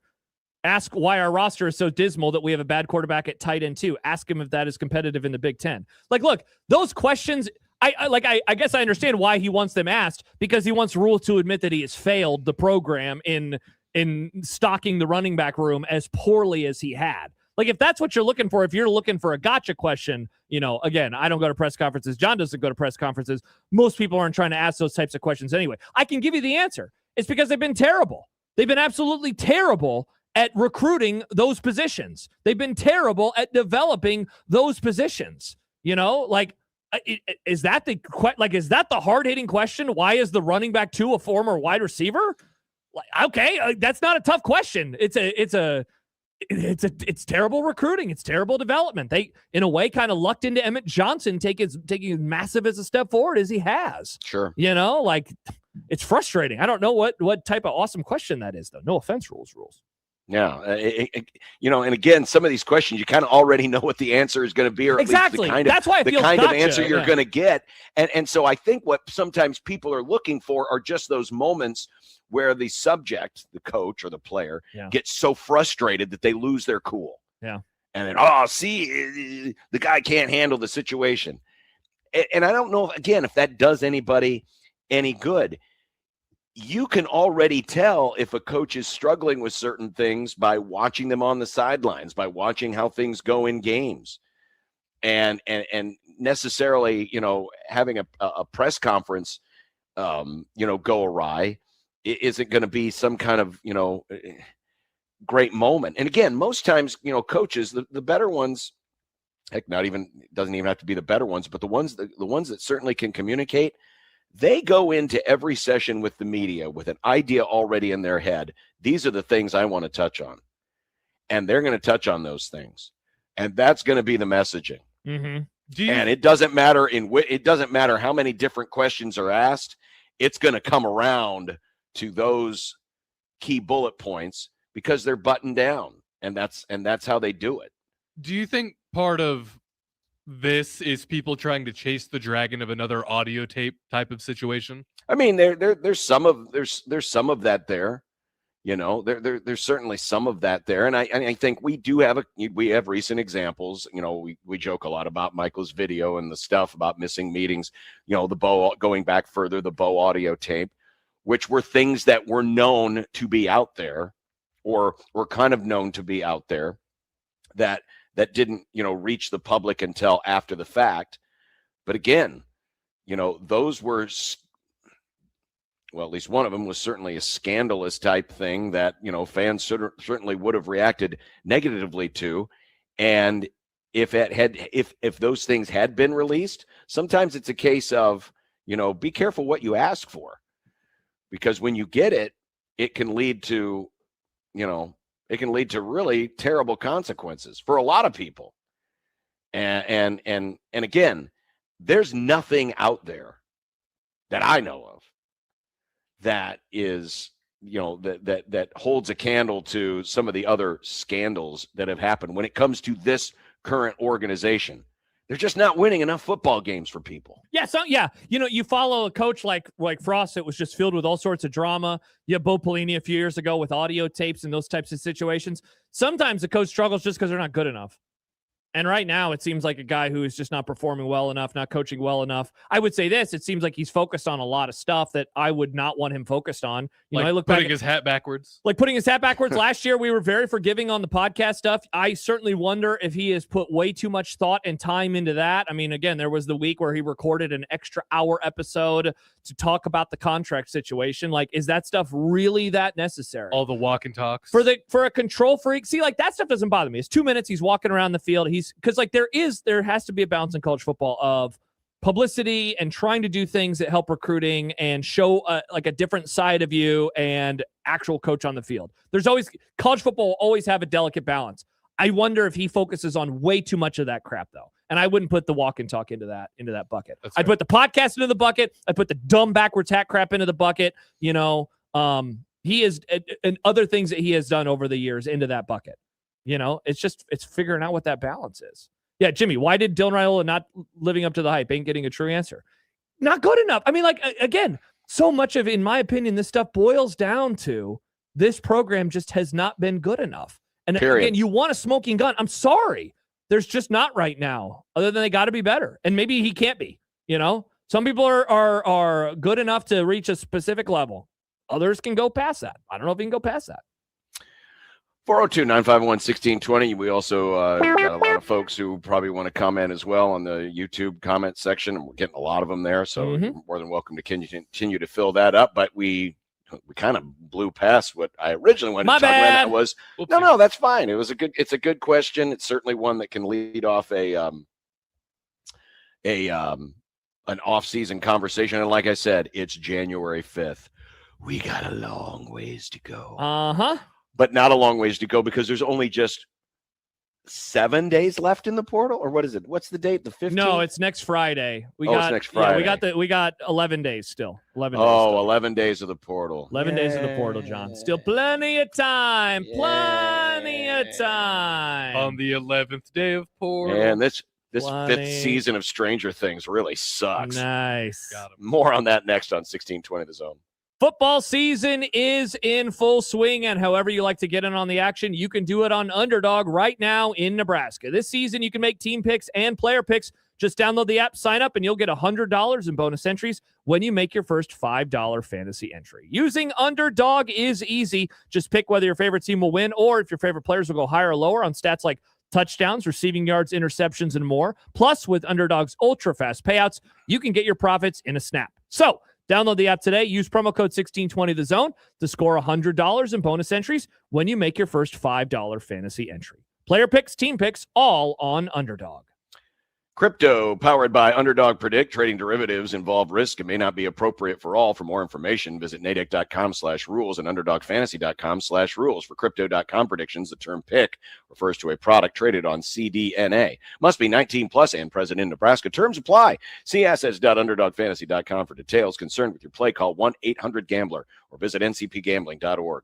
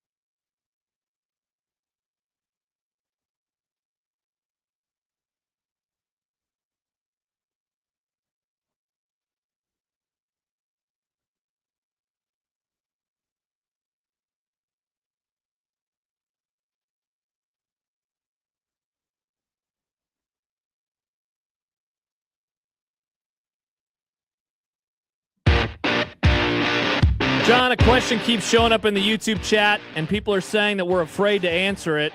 It was mainly because I just didn't see the question showing up. From that guy that emailed us. Hey, I saw this story. What's going to happen? Mic down so low. I don't know. Hello, Mike. There we go. Hey, I saw this story. What's going to happen with volleyball? No. It's not that guy. It's this Nortrack guy or Nortac. I don't know. 1621 answer. Nordic track. Is that what it I'll is? still make those things. What makes you think they will ask them? I didn't see the question, so I scrolled up. Apparently, people are wanting to know who hired Matt Rule to his first GA role at Penn State.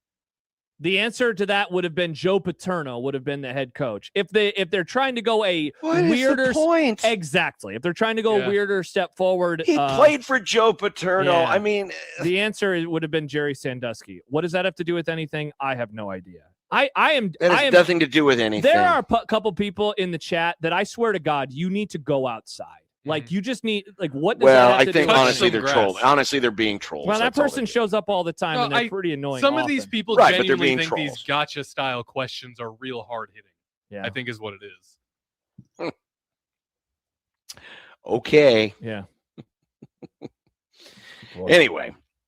What was your original question going to be? Are we going to hoops Well, now? I wanted to talk about Minchie Mania. All right. We got Minchie Mania, man. Mm-hmm. Nebraska's got a quarterback. And he's going to, well, I don't know if he's going to be the starter, or is he going to be the starter? Put it on the list. Let's all put a list item down. Who's going to be the starter for game one? But Minchie Lateef or door number 3?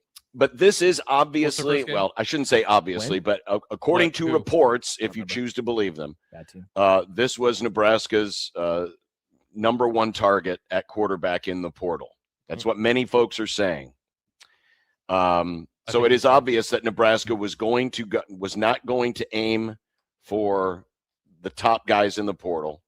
They weren't looking for a ready-made starter. They were looking for someone that could, kind of fit the mechanics or the physical traits, the mental traits of what they are looking for, but in a developmental package, and one they could get for a cheaper price. That's what they've decided to do. And they've gone out and gotten a young man who apparently, competed very strongly for the job last year at Notre Dame, ended up losing that job, but now has his opportunity to start at Nebraska.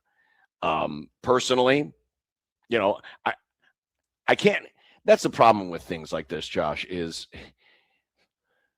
it honestly, this is just like recruiting, except maybe in some cases, like, for example, if we were doing a Texas Tech show today, we could talk all day about Brendan Sorsby and what he can bring. Did you see what they did in New York City? Did you see that thing?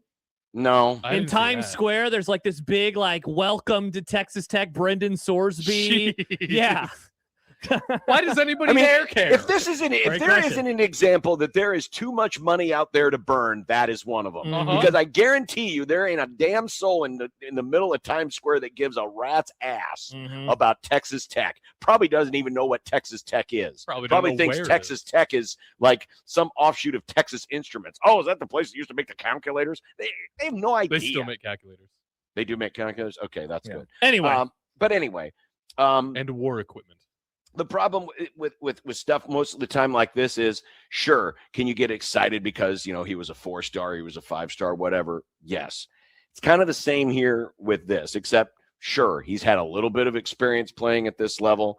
But in terms of just the traits, in terms of what he does, and we can certainly talk more about this with both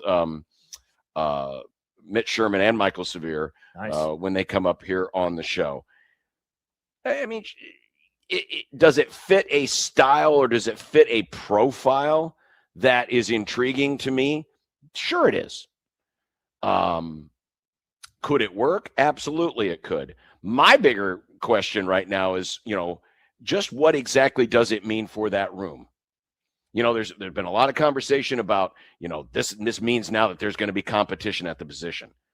But in this day and age in the portal, when you have someone that comes from a program like this,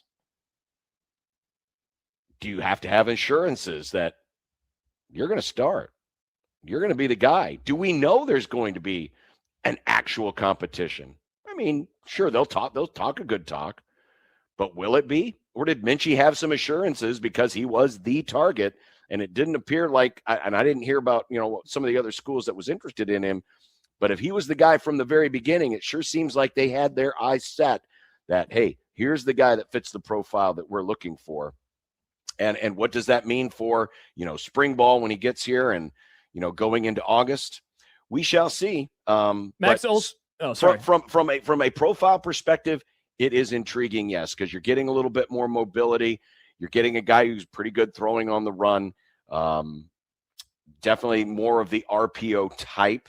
Not that it necessarily means Nebraska is going to be running a lot more RPO, but what it means, we shall see. But it's a lot of waiting between now and August. Couple things off of that. Max Olson, ESPN.com. He's going to join us tomorrow. In his initial tweet yesterday, the Huskers land their top target in the portal. So that's why John was talking the way he was. If you were wondering what's up with the verbiage of like, this guy maybe handed the job. This is the guy they zeroed in on. According to Max, and Max has good sources, he was the top target in the portal. What I've heard, John, is that it is certainly not a guarantee on who is going to start. The plan in terms of the money being doled out and how much Minchie is getting and how much Latif is getting is that there is, of course, plans to bring in another player. So you will, in theory, you'll have 3 guys on scholarship. My guess is that the final person would be a whole lot cheaper, right? And that that person would be more of a depth play than an actual competition play. I've said this here and in other spots so many times, so I don't want to bore people, but I did think going into this process, 3 buckets, the Brendan Sorsby, proven, super expensive guys, the Harvard type quarterbacks, right? Like he was always the example, performed well, lower level, going to be cheaper, has experience though, but it's just not going to cost as much. And then finally, the last one, and that was a former highly ranked high school quarterback who has been buried on a depth chart who just didn't win their starting quarterback job. Mm-hmm. I wanted them to go with bucket number 2. They decided to go with bucket number 3. I don't really have a problem with that. It doesn't have to inherently be a negative thing. I think me personally, John, I just wanted someone with experience that you could fall back on, even if it was at a lower level. But I also throw on the highlights, and they've been making the rounds, right, over the last few days. You watch the highlights, and you see a player who can use his feet, can move around, seems to spin the ball well. But, of course, you look at the scoreboard in all of those highlights, and you will see Notre Dame a lot of points, their opponent few points. And so if TJ Latif went into the portal today and tomorrow he committed to Notre Dame to be their starter, they could throw on highlights from Akron and from Houston Christian, and they could say, whoa, look at that guy. Runs the ball, has some mobility, throws a nice deep ball, but then look at the scoreboard on that. A lot of points for Nebraska, 0 points, right? Or 7 points, whatever it was in each of those 2 games for Akron and Houston Christian. So that is the rub of this entire discussion. Mm-hmm. Kenneth, one of our great listeners who is a Notre Dame fan, he says there was a point in August that Minchie was going to start in South Bend. He got beat by Carr in the last couple of weeks. I spoke with somebody last week. I know we talked about it on Friday, who's tied in pretty close with some Notre Dame folks. Heard basically the same thing, and that was there were some that thought Minchie actually beat out Carr, but they thought that Carr was going to be the better player longer term, that he was going to have a longer runway because Carr was a freshman this last season. They decided to lean into CJ Carr, and it worked out pretty well for him. They didn't make the playoff, but they went 10-2, and I have to imagine if you're an Irish fan, you're feeling really, really good about the future. Seems like he was very well liked by his teammates. I know that the video of him getting told he was not going to be the starter has also been making the rounds over the last couple of days, and people liked his demeanor and the way in which he responded, et cetera, et cetera. We'll see. In the end, as with every move, John, that they will make over the coming weeks and months, I am not going to make any promises because that has been really stupid of me over the last couple of years. But I'm certainly not going to make any promise for a quarterback who doesn't have very many. He has 0 starts and very few reps. Why would anybody want to make a promise? I mean, honestly, Josh, honestly, to me, whether it was bucket A, B, or C, the thing that is that I have the biggest question about isn't almost the who, it's the what. And the what is going to be developing them? What is going to be, I guess it's not really a what, it's actually another who, but who's doing the coaching, who's doing the developing. And, it's the same group, right? Mm-hmm. It's the same group. This was a tweet earlier from our good friend Stu Manji. Brutal. And it's a continuation of the, oops, I'm sorry, I hit the wrong button there. Whole go, the no-go, off script. If you look, and this is since the Minnesota game, so the last 7 games of the season, the first 2 drives of the game yielded 52 points. All remaining drives for the rest of the game yielded 53 points. And he puts a star next to it. It excludes garbage time, right? So if there was a garbage time score, not that there were too many opportunities for garbage time scores for Nebraska in that stretch. But when you also look at the scripted versus the unscripted drives, scripted drives, 14, averaging almost 7 yards per play and over 3.5 points per drive.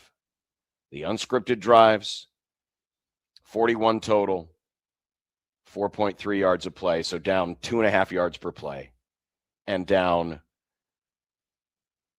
to 1.3 points per drive from 3.7. And I did this exercise a few weeks ago in the middle of the season. Mm-hmm. Hey, doesn't it seem like Nebraska's always been better in the first couple of drives, but then you look at the 3rd drive, the 4th drive, the 5th drive, maybe the first drive of the second half, things go south.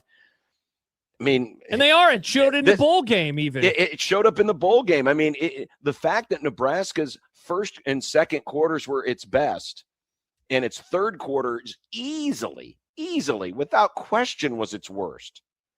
And then started to show a slight uptick in the fourth quarter.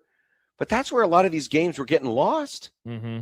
They were getting lost or big leads were getting lost or, things were going awry when they came out of the locker room. This is not a team that seems to be able to, if it gets momentum early, is able to hold on to it and able to do anything with it and then gets its doors blown off when they come out of the locker room in the second half.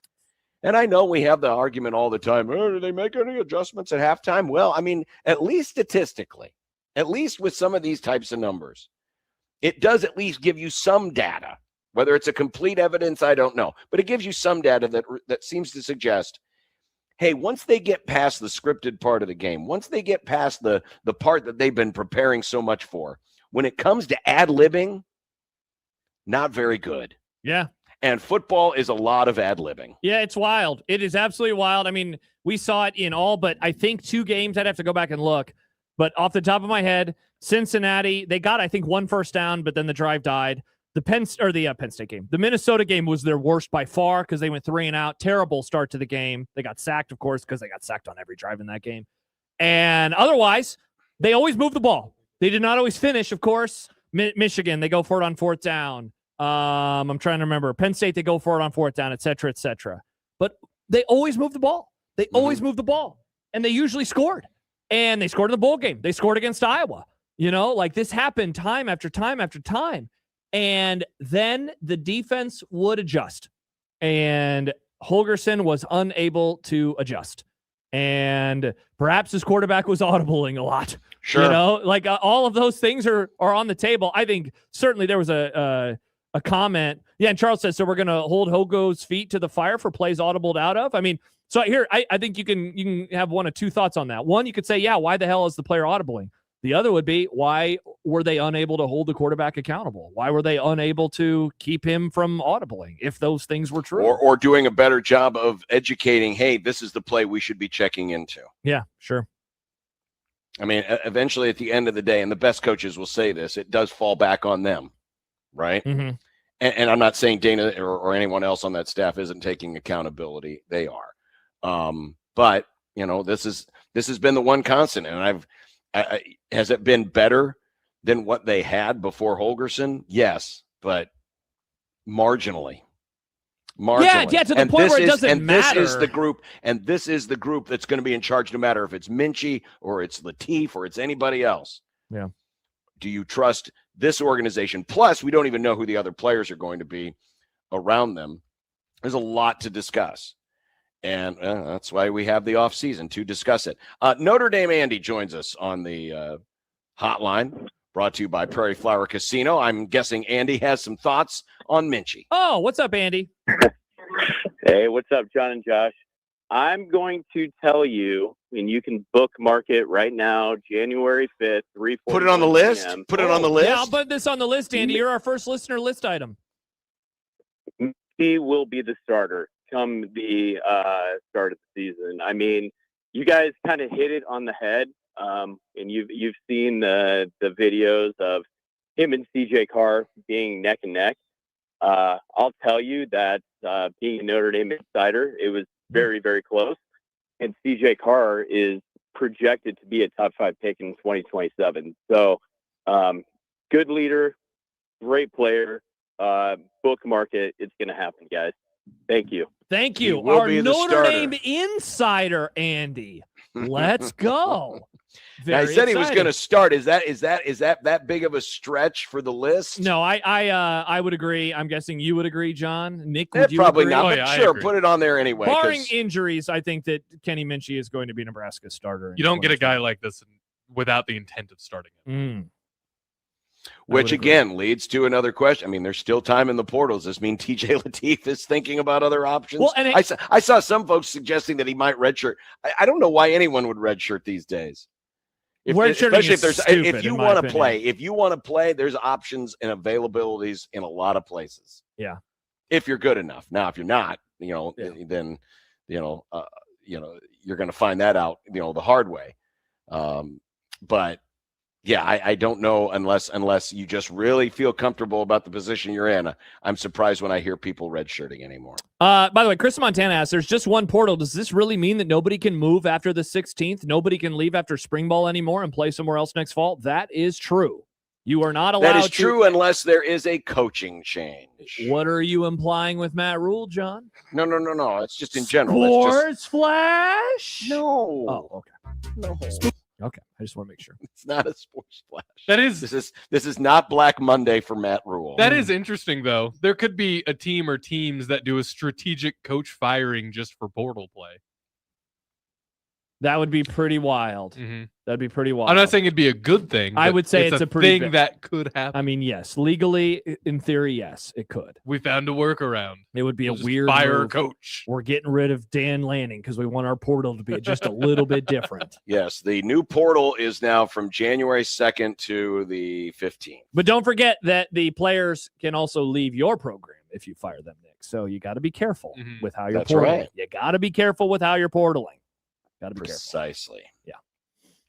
All right, coming up next, we'll talk with Mitch Sherman, get his thoughts on Oh. Minchie Mania and among other things, and what else Nebraska is doing in the portal. And we'll check the wires to see if there's any more portal updates out there. Yeah, I will. I check. did see that Willis McGahee IV is transferring. Oh God! So that is What was the your favorite latest. Willis McGahee the fourth memory, Nick? I like that time that he. Oh, interesting. He made some tackles in the bowl game last year. Is what I think Nick meant to say. Yeah, no. last year my, is in 24. my mic cut out. Yeah, That cut was out. Very weird. Huh? Interesting. They get weird sometimes. Are you being critical of our equipment here, Nick, at NRG Media? I would never. Yikes. It's just the nature of the microphone. Interesting.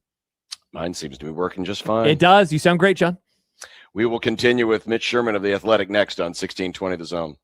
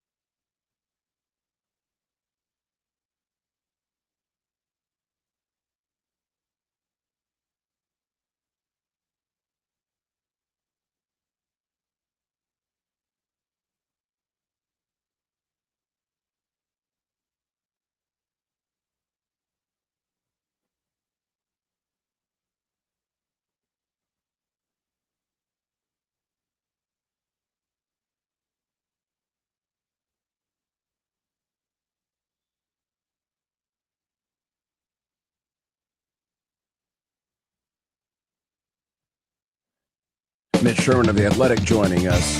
Hello, guys. The intent that he had in putting this staff together will overrule all of that, no pun intended. Yeah, you've got to get bigger and bolder every time, right? Call Mitch. Call Mitch. Call Mitch. Call Mitch.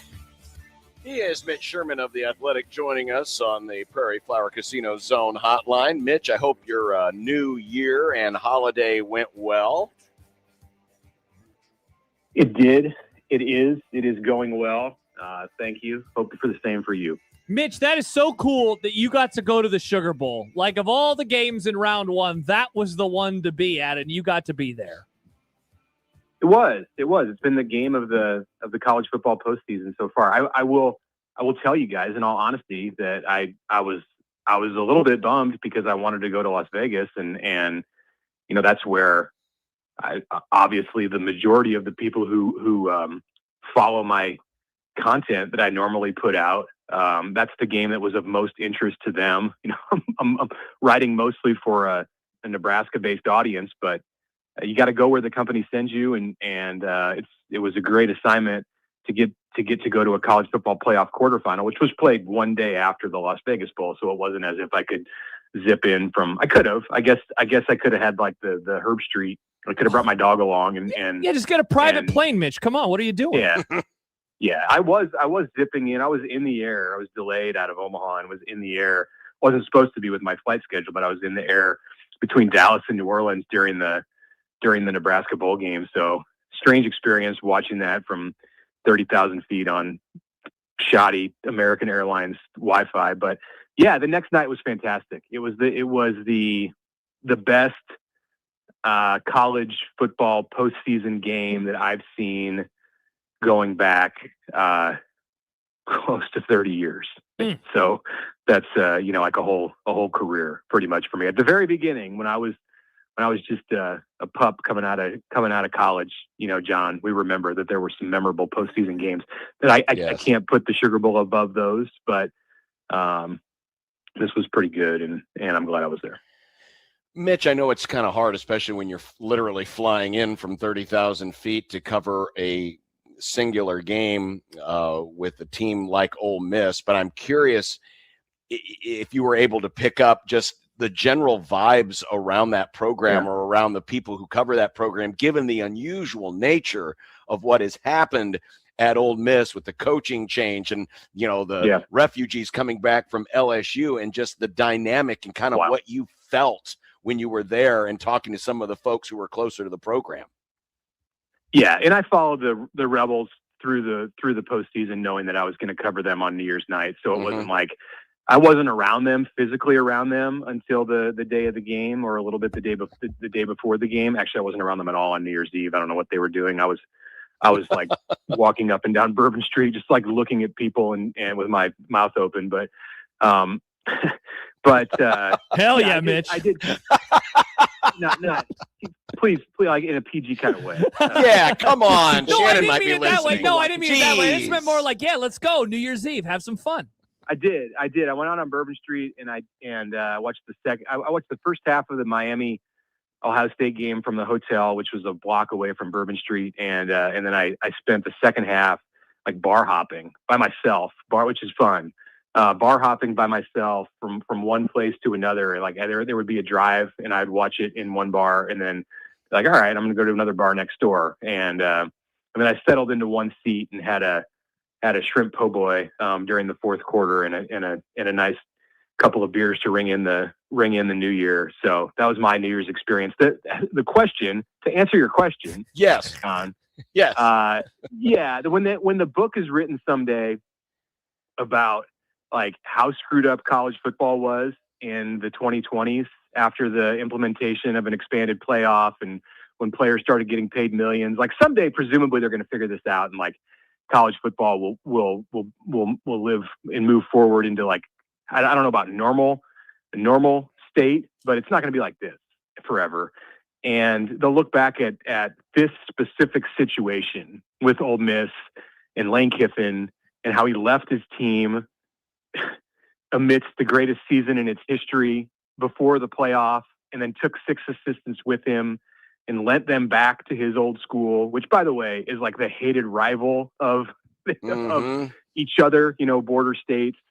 And now Lane has Ole Miss in kind of around the throat to a certain degree, because it's his decision on whether Charlie Weiss Jr., the offensive coordinator, and these other 5 assistant coaches, but Weiss being the most consequential since he comes up with the game plan to attack Miami this Thursday. It's, I guess, in Lane Kiffin's hand whether those coaches can be there, or if they're going to be needed in Baton Rouge to take care of portal responsibilities. So it seems that they're going to be there. There hasn't been any kind of declaration that they won't be going to Glendale. I don't know. Maybe Ole Miss is already on the way to Glendale like today, but the game's Thursday. So it's bizarre. And the fact that Ole Miss was able to function in that environment against Georgia, of all teams, which is as buttoned up as you get. Like, to beat Georgia, you have to play exceedingly well, and because they're not going to give you a game. Like, that's just Georgia. That's Kirby Smart. Like, I think it's the program today in college football, now that Nick Saban's out of it, where you just know you're not going to get gifted anything. You have to make plays. You have to be spectacular on that day in order to beat Georgia. And they lost twice this year, and they're not in the Final Four, so it can happen. And Ole Miss did it on New Year's night. And Trinidad Chambliss, who was playing at Ferris State a year ago, was the hero, and just what was out there making insane things happen offensively. So yeah, it's a cool story. And, I think the Miami story is cool too. So either one of those teams in Miami would be playing at home in the national championship if it wins on Thursday in Phoenix. So either one of those stories going up against a Big Ten team on the final night of the season would be one to remember. Mitch, looking at Nebraska, story the last few days, of course, has been Kenny Minchey committed now to the program. I'm curious as to your view on this move, not so much about him as an individual, but him as an idea of the type of quarterback that they were hoping to get. A player who highly ranked out of high school, doesn't have a whole lot of experience. It's a lot of garbage time stuff. Honestly, it's TJ Lateef before Lateef got a chance to start in the last few weeks. What did you think of that being the type of quarterback that Nebraska was interested in for 2026? So the type of quarterback with his experience, not necessarily his playing style. I think Nebraska is in a position as a program where it has to distribute the wealth so that it can be strong all across the field. And if you watch Nebraska in the last 4 games of the year, or really just at all in 2025, I think there's an understanding and a recognition that Nebraska needs to get better at a lot of different places. And most importantly, at the line of scrimmage on both sides. So Matt Rule and Pat Stewart and that power group are going to have to find ways to distribute revenue so that they are better, not just at the quarterback spot, but all over the field. And one way to make that difficult is to go out and spend $4 million on like the best quarterback as far as like what his numbers are. You pay more when somebody has started more games, and that doesn't always bring you the best quarterback. And I don't know what Kenny Minchey is going to be for Nebraska. I don't even know if he's going to be the starter. I think there should be a legitimate competition between him and Lateef, assuming TJ returns, and also whomever else Nebraska opts to bring in, because they'll attempt to go into the season. Whether they can succeed in that remains to be seen, but they'll attempt to go into the season with 3 quarterbacks who, are all equipped to play. They're scholarship players. They're players who are earning, if not rev share, then certainly NIL money. You'll have 2 of them who are in that getting rev share money. So I think it was out of necessity. If Nebraska was in a different place as a program, like Texas Tech in 2025 needed to take this route where it didn't just break the bank on a quarterback. Maybe this is a bad example because Texas Tech seems to have unlimited funds, but Texas Tech chose to take this route in 2025 where it built the team around the quarterback and didn't invest heavily in the quarterback, at least not as heavily as some other programs did. And now here going into 2026, they said the next step now is to get a $5 or $6 million quarterback, and they've gone out and done that with Brendan Sorsby. But Nebraska, I think, is taking the right path to build up the rest of the team and say, we're not looking for the quarterback to do everything. He doesn't have to be the face of the program. Like, be strong around him, and that's the path to be able to give yourself the best chance to win. If not every game, I mean, they're going to be big underdogs in 3 games next year for sure, if not more. But to have the best chance to win those other games, you need to be strong across the roster. Mitch Sherman joining us from The Athletic. You mentioned it a moment ago with Minchie, you expect there's going to be quarterback competition. At the same time, for a guy who obviously has competed before and lost, for him to move, do you think there had to be at least some assurances that he had a better chance of starting at Nebraska? Well, I mean, only the coaches and administrators, the personnel staff who talked to him, know what was said or what was promised. I don't get the sense that things were promised. Like, you can just walk in here and have the job. Like, there are quarterbacks who go places and are promised starting jobs. I don't think that's the case here. I don't think that Nebraska, that Matt Rule, that Dana Holgorsen, and Glenn Thomas, I don't think they would want a quarterback who would only come to Nebraska if he was promised the starting job. I think that they told him that there's not going to be a decision made before we go into the spring practice season and the June OTAs and even August, that the other guy has a leg up on you. And I think he knows that's what he was dealing with CJ Carr at Notre Dame last year. The CJ Carr situation, was akin to like Raiola at Nebraska in 2024, or it's a different level of experience, different age, different situation. But when Casey Thompson came to Nebraska in 22, when Jeff Sims came to Nebraska in 23, they weren't named the start. Well, I think Mark Whipple did name Casey Thompson the starter the first time he ever talked to the media, but supposedly there was a competition in those years. But we know the reality is that those quarterbacks were going to start if they were healthy. And I don't really believe that that's the way it is with Kenny Minchie. Now, if Latif 10 minutes from now announces he's going to the portal, or a week from now, well, then you're in a different spot where Minchie probably has to be the guy. But they want to have a competition, and I think they want players who want to be in competitions. Mitch, what is the archetype for the third quarterback that they would want to bring in? Like, what kind of aisle are they shopping in that regard? It's a great question. It could be a number of things. I mean, it could be somebody. I don't think they're going to get Danny Kalen because he I think wants to go somewhere where he can play. But it could be somebody who's got a local connection. It could be somebody, who has roots in Nebraska and has a dream of being a part of this program. And maybe you'll get to start. Maybe it'll work out. Things happen, and there are often times where you get down to your second or third quarterback. It's very common in college football. The plans that you lay out over years in advance most often don't work out. So it could be somebody who's got like that emotional connection to the program, or it could just be a player who comes from a lower level. Maybe it's an FCS guy. Maybe there's a diamond in the rough like Trinidad Chambliss from the Division II ranks. Ole Miss didn't bring in Trinidad Chambliss with the idea that he was going to start when Lane Kiffin recruited him a year ago. He was brought in more as a safety blanket, as a competitive piece, as a depth piece, and then he just outplayed Austin Simmons early in the year, and now he's in the Final Four of college football, and Simmons is transferring. So like that can happen, and maybe that happens at Nebraska with the number 3 guy. You find lightning in a bottle, but yeah, I just think it's not going to be as high profile of a player. It's not going to be like the former 4-star, 5-star type who went to Notre Dame, like you see with Minchie. Somebody who's more outside the box, and somebody who I think is going to get a big pay raise. Might be coming from a place where they're getting very little or nothing as far as NIL goes, and then you can come to Nebraska and not necessarily be paid like Latif and Minchie, but even if you're getting, I say even, and it just sounds bizarre, but even if you're getting like $200,000 or $300,000, which would probably be a good deal for Nebraska with a number 3 quarterback who conceivably could be your starter at some point if things work out a certain way. Like that's probably in line with what that position might demand. Mitch, are you surprised that a new defensive line coach is not already in the fold? A little bit, just from the sense that Nebraska's recruiting D linemen out of the portal.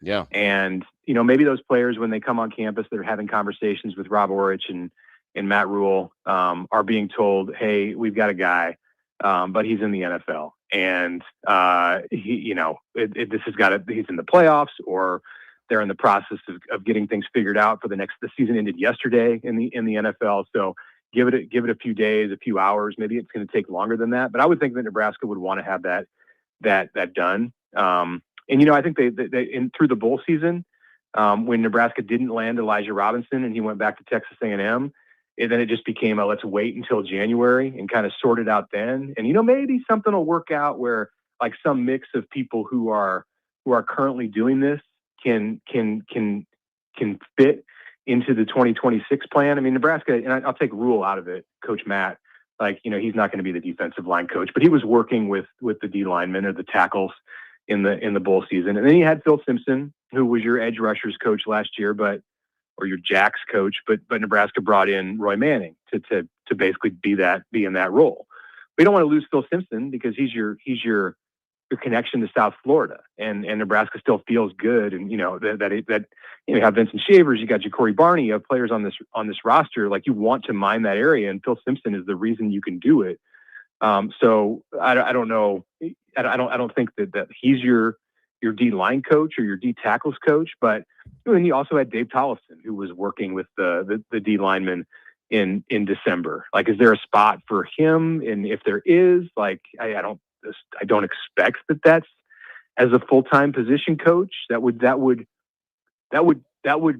maybe raise some red flags with me. I mean, nothing against him as a coach. I think he's a great instructor from everything I hear, but you need somebody like after the Terry Braden experience, you need somebody who has done this and has a commanding kind of ability to walk in and not learn on the job. So I think that the way that Nebraska showed in the bowl game reinforces the fact that you need somebody who is a D-line coach to the core and has done it before at a high level of college football.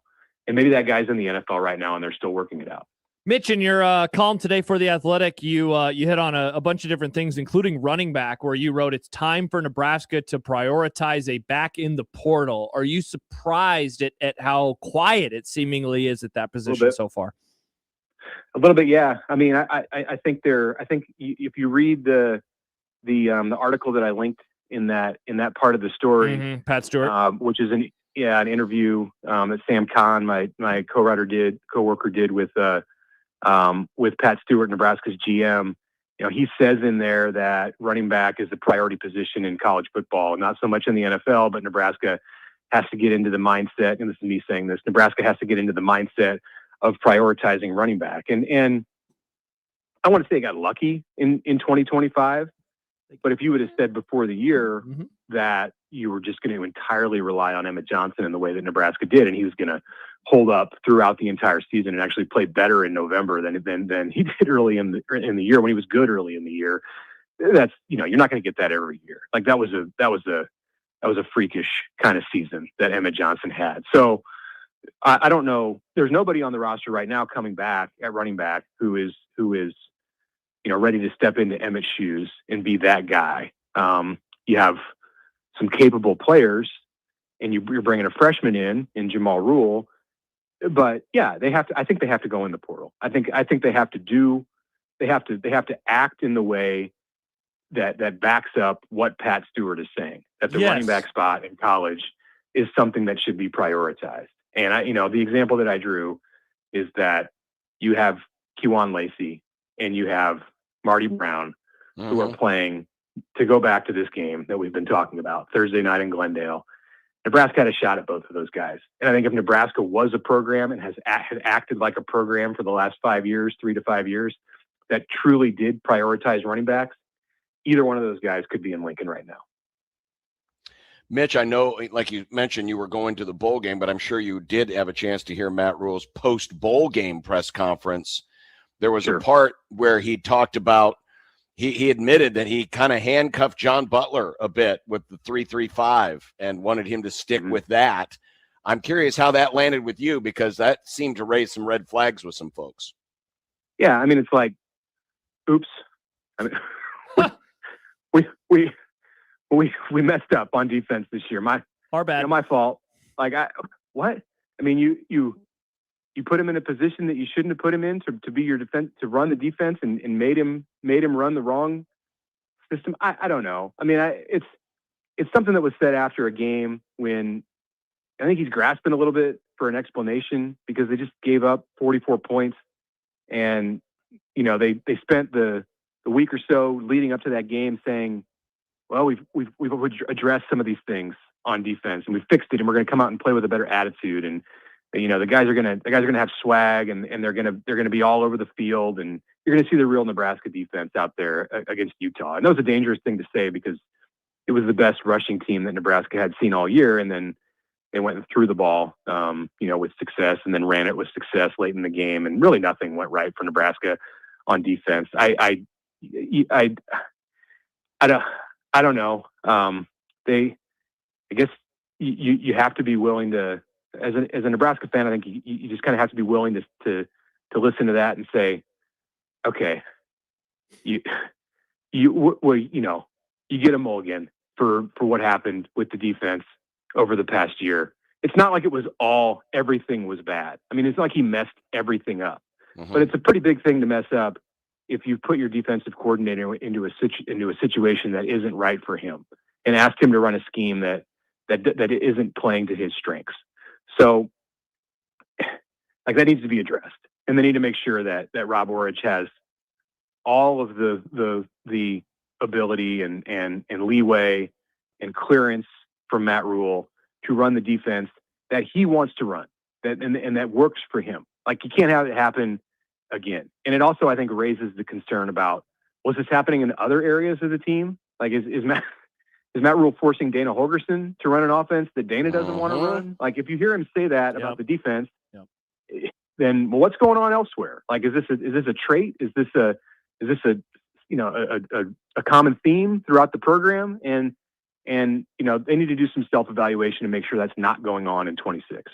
Mitch, last Too one for many me. cooks. How aren't you allowing the bowl game to kind of shape or continue to shape your view of things? John and I spent a lot of time on that on Friday, and we talked about it beforehand because it's like it's a bowl game. You know all the reasons why. I don't have to explain them to you. So how are you viewing that as it pertains to the future moving forward? I'll move on quickly. In the immediate aftermath of the game, my thought was that was bad. That was a rough finish. And then things are happening so fast now with the move and flipping the page toward 2026. And I think if unless you just want to like give up on this regime, then I think you have to make the decision to just move. And that's not where I'm at. Like, I'm not saying that there's hope for Nebraska football, but they have to quickly flush that. And I think they have, and move toward 2026. So I'm a bowl game like that, or really any bowl game that's not in the college football playoff. I think it's easier after you get over the initial like emotional reaction to it. It's easier to just say, well, that was like Heinrich Harburg said in the days leading up to the game. It's an epilogue. Like, it's not really one of the chapters in the story of the season. It's just there at the end, and you can try to use it to get a little bit of clarity or make you feel good if you win. But if it doesn't work out, then I think you just have to set it aside and say, okay, that didn't work. And anything that you saw out there in that game, like, you just got to move past it, because the team has already, as a program, they had, even before that game, had already started to move into 2026. Mitch Sherman of The Athletic on the Prairie Flower Casino Zone hotline. Mitch, thank you very much. And for a man who walked with his mouth wide open through the French Quarter, you sound amazingly healthy.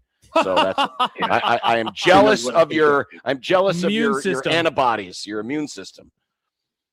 I learned that it's best to try to you may have to throw away your shoes after walking through the French Quarter on an evening like that. Thank you, Mitch. Mitch Sherman joining us. Thanks, Mitch. Here on Unsportsmanlike Conduct, right on cue. Is there news? Okay, don't get that excited. Time for an Unsportsmanlike Conduct Sports. Jeez, here we go. You got me excited. Me too, John. You can't just excite us like that. Yeah, a little Blue balls. What a Speaking tease. of Nebraska not having a defensive line coach and still Oh. recruiting guys out of the portal, Pete Nakos, Mr. Portal, What is he reporting? says that Central Florida, or I'm sorry, UCF is what they UCF. prefer to be called. They're hiring Defensive Scott lineman Frost? Horace Lockett. What about who is him? considering Nebraska, has decided to withdraw from the portal and is returning to Scott Frost. Screw you, Horace. We cooled on you and we never wanted you. What does Scott Frost have on Horace? An office that's probably secluded and hard to find. Horace. It's only accessible if you hit the right notes on the piano. If and go you through can the get through the bookcase. maze, you will find me. I will allow you to stay on the team and I'll give you a raise. And he said, That all would right. have, now that would have been awesome if Scott Frost's original design for the new Osborne Legacy Center was to seclude the offense, having to go through a maze, and they would have done one of those cornfield mazes like they do at the pumpkin patch. Nice. That would have been one hell of a design in that facility. Wow. Our friends from Vallis could help them out there getting a bunch of Yeah. corn stalks. Vallis in there. needs something, Vallis, Yeah, right now it's their season's downtime. over. Yeah. That's a Yeah, fun it's a thing downtime. they could do to raise money. Turn it into a game show. Turn it. Why has Nebraska football thought about turning their program into a game? Why you know not? What? Matt Rule would love one of those dumb microphones from the 70s. Yes. Hey, everybody, welcome to Nebraska football. He could host it just like it's Big Brother. Oh, no. That'd be Wow. awesome. You have to play an edition of Safe Crackers or the what's know the that game? reference? It's one of the Price is Right games. Oh, okay. Let's say game shows have come out in the last 30 years. You don't have to reference one of those. Okay, hold on. Stop right there. There is only one game show that is still playing in its original time slot, and it's been there for 50 years, and it's Price is Right. There's no one else. There's no other new Price is game Wrong. shows out there. Come on, man. The Price is Right is still a thing. Yeah, what's the newest game show? Weakest link? You are the weakest link. Goodbye.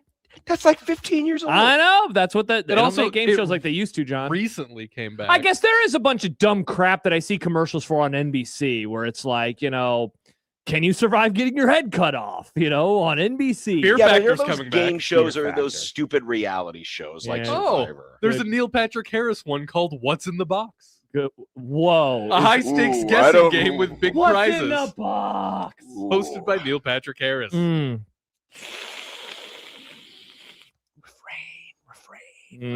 Yes, John, refrain. Coming up next, Yeah, what you got for us? What's in the box? What's in the box? maybe there is a new game show hosted by Fred Hoiberg. It's called Top 10. Whoa. Whoa. We're talking Nebraska basketball on the Grum. And it's Well, not they- even Kraton week. Things Well, must they- really be dire for the football program. No, it means things are great. They're a top 10 team, Nick. That's it for the football program. But they're a It's so bad for football that we have to talk about basketball. top 10. No, we get They're to playing talk. tonight. They're for playing crying tonight, out Nick. They're loud. playing Ohio State. 16-20 the zone.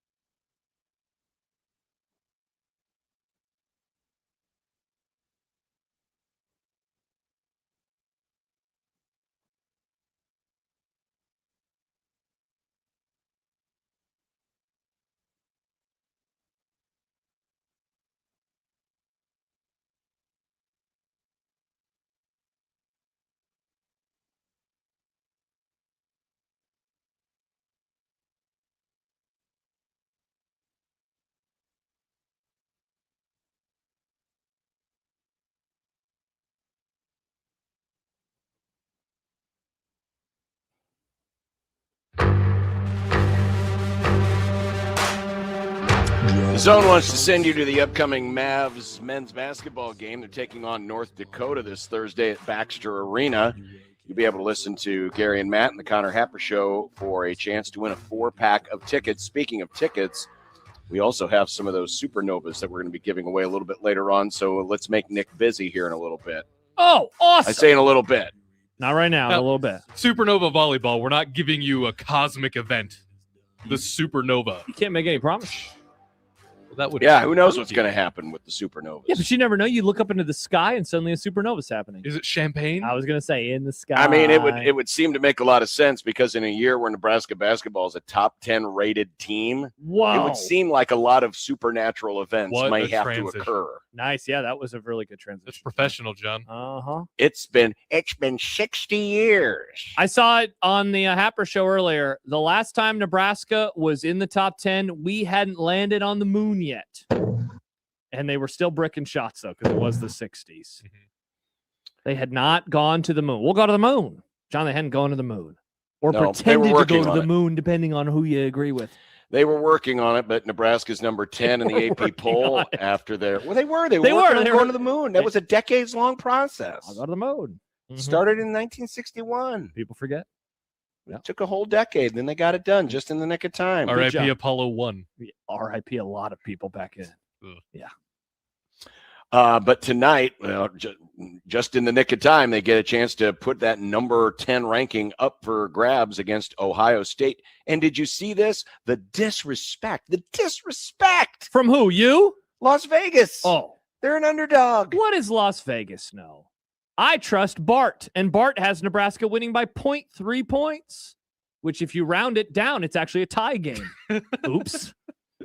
No, well, if they're gonna win, they better put their clamps on Bruce Thornton. Thornton has been a thorn in the side of Nebraska the last few years. Well done, John. He's averaged over 18 points a game against him in his career. This year, he's averaging 21 points a game. He's got 5 rebounds, 4 assists. 21. He's also 45% from 3 this year. The funny thing about Ohio State is they've got 2 3-point shooters, Thornton and Mobley, who are, north of 40%. Also sounds like a fun law firm. Royal's not bad, but if you look at their numbers, Ohio State's not a team that shoots a ton of threes. Their 3-point rate is 40%, which is basically middle of the country. Only twice they've been over 15 makes, but it is still a very efficient offense. I mean, they shoot the 2 very well. If you look at some of their numbers on Bart, they've had some of their most efficient offensive games here in the last month of the season, which do include losses to Illinois by 8, a team that Nebraska beat, and North Carolina by 1. So I'm a little surprised that that Nebraska is a bit of an underdog. I mean, how much of it is, the analytics say what they do, but that doesn't take into account that it's 3 days after another monumental win for a program that has been picking up. It's only been 3 days since the monumental win by Ohio State over Rutgers. I guess that's true. I hadn't viewed it from that perspective as well. You got to figure that Ohio State's holding on to that one. The thing that I came away from, again, very impressed by with Nebraska on Friday was their ability to win a different type of basketball game than they have done in other spots this year. They have now won games where they have scored and allowed almost 100 points, and then they win this game 58-56, and then the Illinois game's like right in the middle of those. Where what was the final score of that one? 83-80. They go up by 9, and shout out to us. We're 2.5 hours in, and we haven't even talked about any of the dumb controversies that has come from this basketball game. Happer did a top 5. I don't really care either. Yeah, Happer did a top 5 ranking of them. It was very fun on his show earlier today. But they hit a 3. Frager gets the tee, and everything changes. Suddenly a 6-0 run that takes a very long time because a lot of it's over or at the free throw line. And a 9-point lead drops to a 3-point lead very quickly. And you've been watching this team for a long time. I've been watching this team for 20-something years. And in the past, they would usually have lost that type of game. And they didn't lose that type of game. And they won a low-scoring affair in this one after winning some high-scoring affairs. And now, Hoiberg, in the immediacy of it, he was immediately like, all right, yeah, now we got another game in 3 days. And so, that's that's the fun and maybe the frustrating part about basketball, right? In football, you got a week to kind of sit in and enjoy everything. In basketball, you don't. Sometimes you have a few days. Sometimes you have 4, 5, 6, 7. Other times you have 3 days, and you go from a Friday home win where they're storming the court to a Monday road game where it seems like a lot of tickets are available, and so the atmosphere will probably be a little sleepy tonight in Columbus, Ohio. And I've been waiting, and this isn't even me predicting them to lose tonight, John.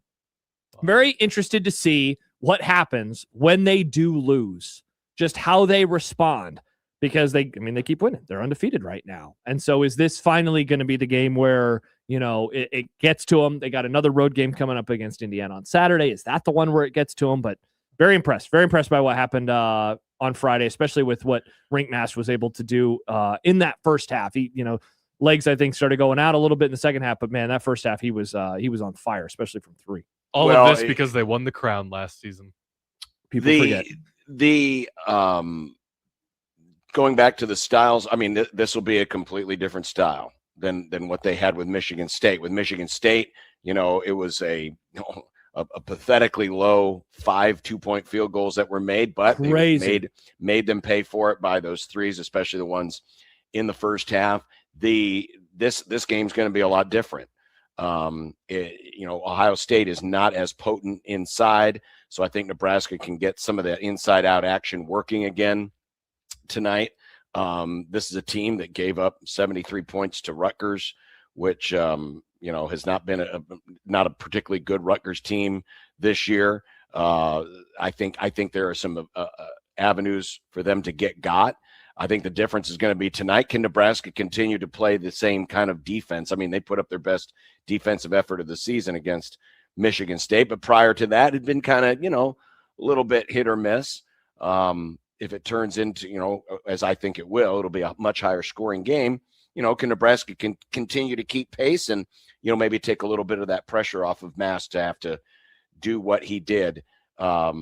And if they do, I think they've got a really good chance of coming out of here with the win. I'm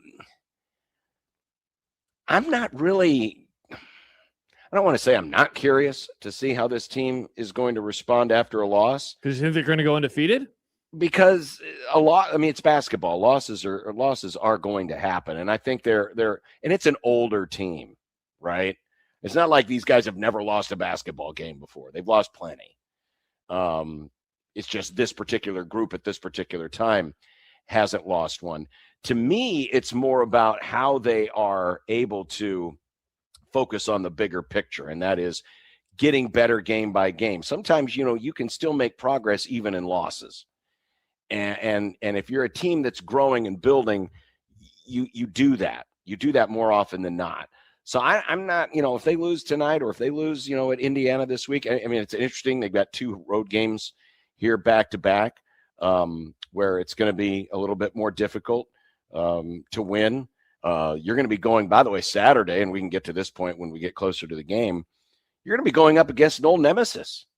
Darren DeVries, former Kraton assistant, used to lust going after Nebraska. He was a big reason why Dana's teams and Greg's early teams, Mac's early teams, had a lot of success. They put a lot of focus on Nebraska. Now, how much of that changes a bit now that he's in a different league and he has to coach a little bit differently? But I guarantee you, he still wants to beat him. That the Iowan in him, is probably still has still has a wary eye cast towards Lincoln, and I bet he'll have something special cooked up, and he'll have Indiana plenty motivated and ready to go. So these next 2 games are going to be very interesting to see how Nebraska responds. But should they lose one of them or even both of them, I'm certainly not going to push the panic button. No, this team has done plenty enough at this point to show that, they're in it for the long haul. I think the more interesting conversation, and one that maybe we can unpack, we don't have time for it today, but maybe later this week, is how much has this season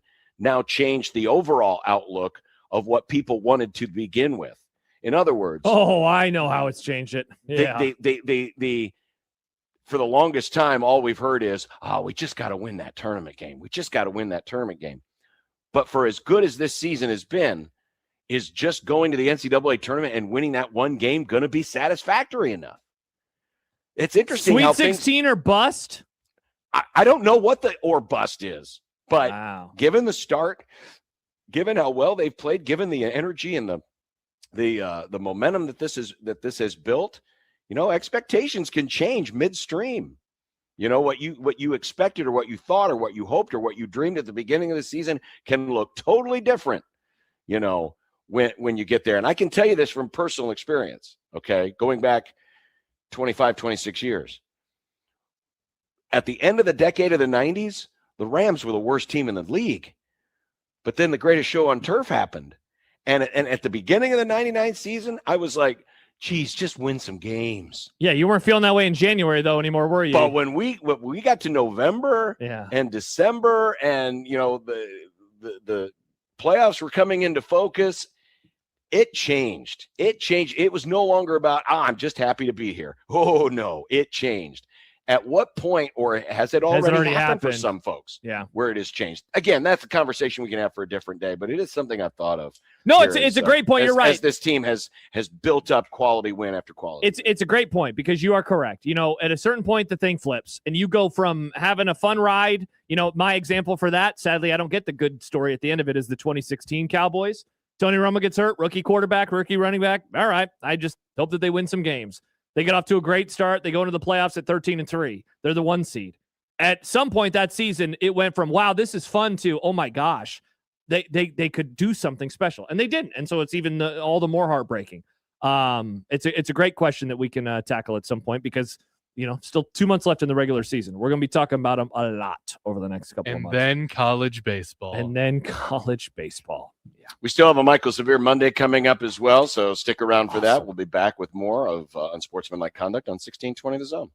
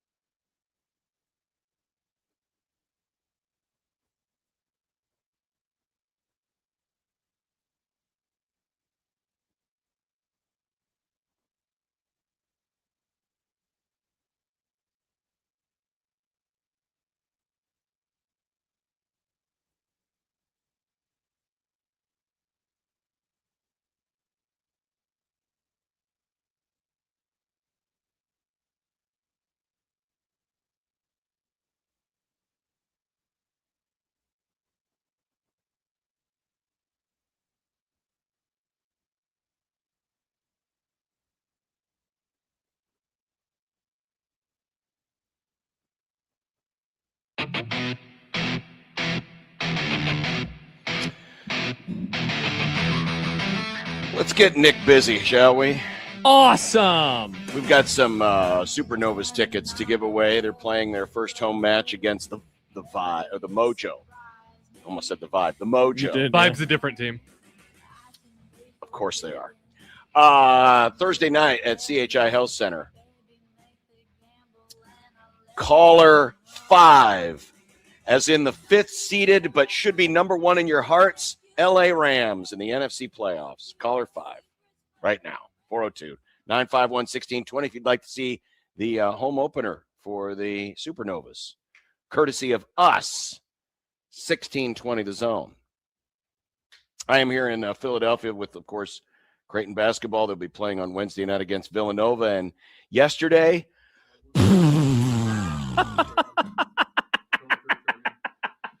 that's what I have to say. About Greg McDermott? No. Oh, sorry. About that game. Oh, my bad. Especially the last 15 minutes. Yeah. It was crazy how that thing, I mean, Kraton came out of the locker room. They made, 7 out of their first 9. Got up by 16 points, playing well on both ends of the floor, and did everything that they needed to do. There were 2 things they needed to be mindful of, because Seton Hall is not a great offensive team. But if you can limit live ball turnovers and you can limit second chance opportunities, you're going to win. And they did. And even when you look at the final box score, if you would have just shown me that, the offensive rebounds, and the like, if you wanted to, if you would have shown me those things, I would have said, oh yeah, Creighton's winning this game, no question about it. Mm-hmm. And yet, what happened at the very end? There was, albeit controversial, but there was a turnover at the end. It wasn't a live ball turnover; it was still a turnover. Gave the ball back when you were up by a point with 13 seconds to go. And then there was an offensive rebound and a stick back, and that was your ball game. And yet, for most of the game, you were right there. The problem was you went an 8-minute stretch without making a field goal. 8-minute stretch without making a field goal. Man. And during that time, there were turnovers. Up until that point, I think, if memory serves, they were sitting on like 4 turnovers. Kraton was. And then they had that stretch also during the time. And I think it was the turnovers that really, A, it helped spark their rally, but B, it also kept Kraton from staying in their rhythm offensively. And they were they were in rhythm when guys like Dix and Graves were able to drive into the paint, collapse the defense, spray it out. And then even if it wasn't an open 3, or maybe the 3 wasn't taken, you get the reset, and then you get another opportunity maybe to run a little pick and pop action with Jason Green. That was working well for a while. He had 13 points. And sometimes it's that second reset, after you first get it into the paint, defense collapses, kind of like the accordion effect. Collapse the defense, then you kick it out. Then the defense is scrambling back outside. Then you go right back in, and there's where you can pull their shot blockers away. You can pull their rebounders away, and you can make something happen. And that's where Kraton was having some of its success with their inside out action. And those turnovers that happened during that 8-minute stretch, just it pulled them completely out. And then at the same time, it built that momentum. Seton Hall had energy. The building had energy. That amped up their intensity level. And lo and behold, you lose a 16-point lead. You know what the funny, it's not funny. I was going to say, to me. Yeah, you're not laughing. This was the first time all season in any Kraton game where the lead changed in the second half. And it happened with 1.5 seconds left. Crazy. That's the first time this year there's been a lead change in the second half of a Kraton game, and it happened with 1.5 seconds left. That's wild. I mean, that's a wild stat, first of all, that you've gotten to January 4th, yesterday before that happened, and then it happens in an L. What did you think? I know that there's been a lot of chatter about the timeout usage or lack thereof, especially as the run is unfolding. I thought Happer had an interesting conversation about it on his show today that, Mac has been I don't want to say happy, but he has allowed for the teams over the years, especially the recent teams, right, to kind of play through some of their mistakes and to let it unfold. This team is not those teams, though. Does he have to adjust and evolve in that regard and change maybe how he's operating over the course of the last couple of months of the regular season? Maybe try to curtail things a little bit quicker. Well, herein lies the issue. And I understand, and there's been a question over the years about, using timeouts. That stretch was so long, you had a couple of media timeouts already in there. It's one of those, as I call them, slow motion runs, where it's a run, and but then you look at the time and it's like, wait a second, what? It took that long? Because that lead, and there was a point where the lead shrunk, and then Kraton kind of stabilized things, and they were still getting stops on the defensive end. And that's the one area where, if you want to take away something good from this game, from a Kraton perspective, it's usually when one side of the ball is faltering miserably, it carries over into the other half. Even during that 8-minute stretch without a field goal, I didn't sense that the defensive effort and the defensive intensity had waned. Yeah. It was a slow bleed. Yeah. Of that lead. And again, Seton Hall is not a great offensive team. Exactly. So of all the teams to do, this wasn't one of those classic runs that you would see in that scenario. Exactly. So that's I guess that would be my counter to that is, it happened over a slow period of time. And then, the bleeding kind of stopped, things kind of stabilized a bit. And then it got wonky at the end. And certainly, there's been a lot of conversation about the tie-up calls and, the fact that there probably should have been fouls. I guess my biggest gripe is this, and for the official who made the call, John Gaff. Ooh, that's a fun name for a pun. He's standing. If you watch the play, and this is when Austin Schwartz, they finally get to inbound the ball, and he's coming down the near sideline, camera side. The official is standing at even out of bounds, even with the free throw line in the backcourt. The play goes past him, continues into the front court, where Schwartz then picks up his dribble and the tie-up happened. Mm-hmm. He's still standing in the same spot on the floor. Then he comes running in and makes a call. Totally out of position. Totally out of position for something like that. Why isn't he following the play? What is he expecting? I guess that would be my biggest complaint. I mean, obviously I thought they were both terrible calls. It looked apparent to me, especially, Schwartz was getting fouled the whole way down the floor. Crap call. Nothing was called. And then it looked like, Isaac Trout on the tie-up that eventually got the arrow over to or gave Seton Hall the possession. I thought there was a foul in there. Well, and most of the time they usually get called. My guess is the refs got caught up in the moment, decided to go ahead and make the call. Maybe it was the flow of the game. I don't know. But obviously, it's something you got to work through. Ref's going to ref. Yeah, and you're not going to get every call. And of course I guess the bigger problem is just the fact that, for a team that doesn't foul a whole lot, Kraton had put, Seton Hall in the double bonus much earlier than Seton Hall got in the bonus. And this is a team that fouls a heck of a lot more and is a lot more aggressive. So you could, argue that, how the game was called was pretty inconsistent, that whole time. But at the same time, you can't belabor the point and continue to say it was the refs that blew it. You were the ones that blew the 16. Yeah, I was going to say, Kenneth says that they didn't lose because of the refs. It's just under the microscope because they blew a 16-point lead. Right. It doesn't forgive the officials. Oh, and believe me, I ain't gonna. Are you going to forgive them, John? No, I will not forgive John I believe Gaff. in the good book it says forgive and forget. Knee. I think is what it does say in the good book.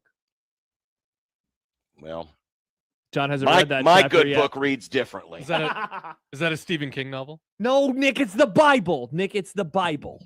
The Bible. In my good book, referees actually all go to hell when they die. Wow. But they don't go there necessarily because they're bad people. They go there because they actually work there. My financial advisor is a referee. I don't want him to go to hell. He'll be in hell. He'll be No, working. he's a great person. He does a great job. I mean, he'll be working. Probably he'll be working on behalf of Beelzebub. He doesn't do taxes, Nick. He's my financial advisor. Financial people could probably figure out taxes. If you're in hell, you're going to try to find a good job. trying to find a loophole to get out of hell. Mm. What you're trying to do. Well, we'll see how the Jays can respond. It's going to be a tough one in a building they have never won in before. Finneran Pavilion. Oh, on that's right. Wednesday I night. always forget, because does this switch? Sometimes you're at the what is it still called Wells Fargo? What's the other? Okay, does it still switch? I don't remember. We haven't played in Finneran in. It's been a few years. And what's the reason why? Is it just because the Flyers and the Sixers? I went to school with a guy. Yeah, I'm not sure how they. Villanova's I'm not not as sure. good as I they mean, used to be. Villanova plays. They do play select games every year. Yeah. I don't think it's not something like at UConn. In UConn, it's actually written in state law that they have to play half their games in Hartford at the Civic Center and half their games on campus. That's crazy. But for State Villanova, law, I think Nick. for Villanova, I'm guessing it's a ticket. A deal, a marketing deal, when the schedule works out, because you've got two other teams playing in that building. So I'm not sure how they choose that. It just happens to be that Kraton hasn't played in the on-campus building in, I think it's been 7 years. Wow, that's crazy. If I'm not mistaken. Imagine That'll not be being Wednesday able to night. use your own on-campus court. No, they can. They can use it It's the anytime. other They one. just, You're talking they about the just other one. choose to go to the bigger building because you can. They had seat better more people. refreshments, Nick. They had better refreshments. They have a much better scoreboard. Big, beautiful scoreboard. You know what else they have there? NBA basketball, which, by the way, the Sixers are playing tonight against the Jokic-less Nuggets. Oh. And you maybe can pick out any of the players in that game except Jokic, because he's not playing. Correct. When you play Underdog Fantasy, you can play Underdog Fantasy today in Nebraska. You don't have to be in a state that, like Iowa, for example. You don't have to go to that empty field on the other side of the interstate and play with Underdog Fantasy. No, you can do it in Nebraska. So download that Underdog Fantasy app today. It's very simple. You go in, you get the app, you pick whether or not certain players go above or below totals such as points or rebounds. It could be shooting percentage. It could be first quarter or first half. There's a lot of different options out there. And with Underdog, you can win up to 5,000 times your money. Look for those bonuses as well. You get some of the profit boosters that can help you out. And right now, you can use our promo code at sign up and get some special extra plays with Underdog. 1620 The Zone, John, is the promo code. You score $75 in bonus entries when you play your first $5. And you mentioned it, in Nebraska, up to 5,000 times your cash, whether it's the Sixers, whether it's another game in the NBA tonight or beyond. Download that app and, again, use our promo code 1620 The Zone. Must be 18 plus and present in Nebraska. Terms apply. See assets.underdogfantasy.com for details. Concerned with your play? Call 1-800-GAMBLER or visit ncpgambling.org.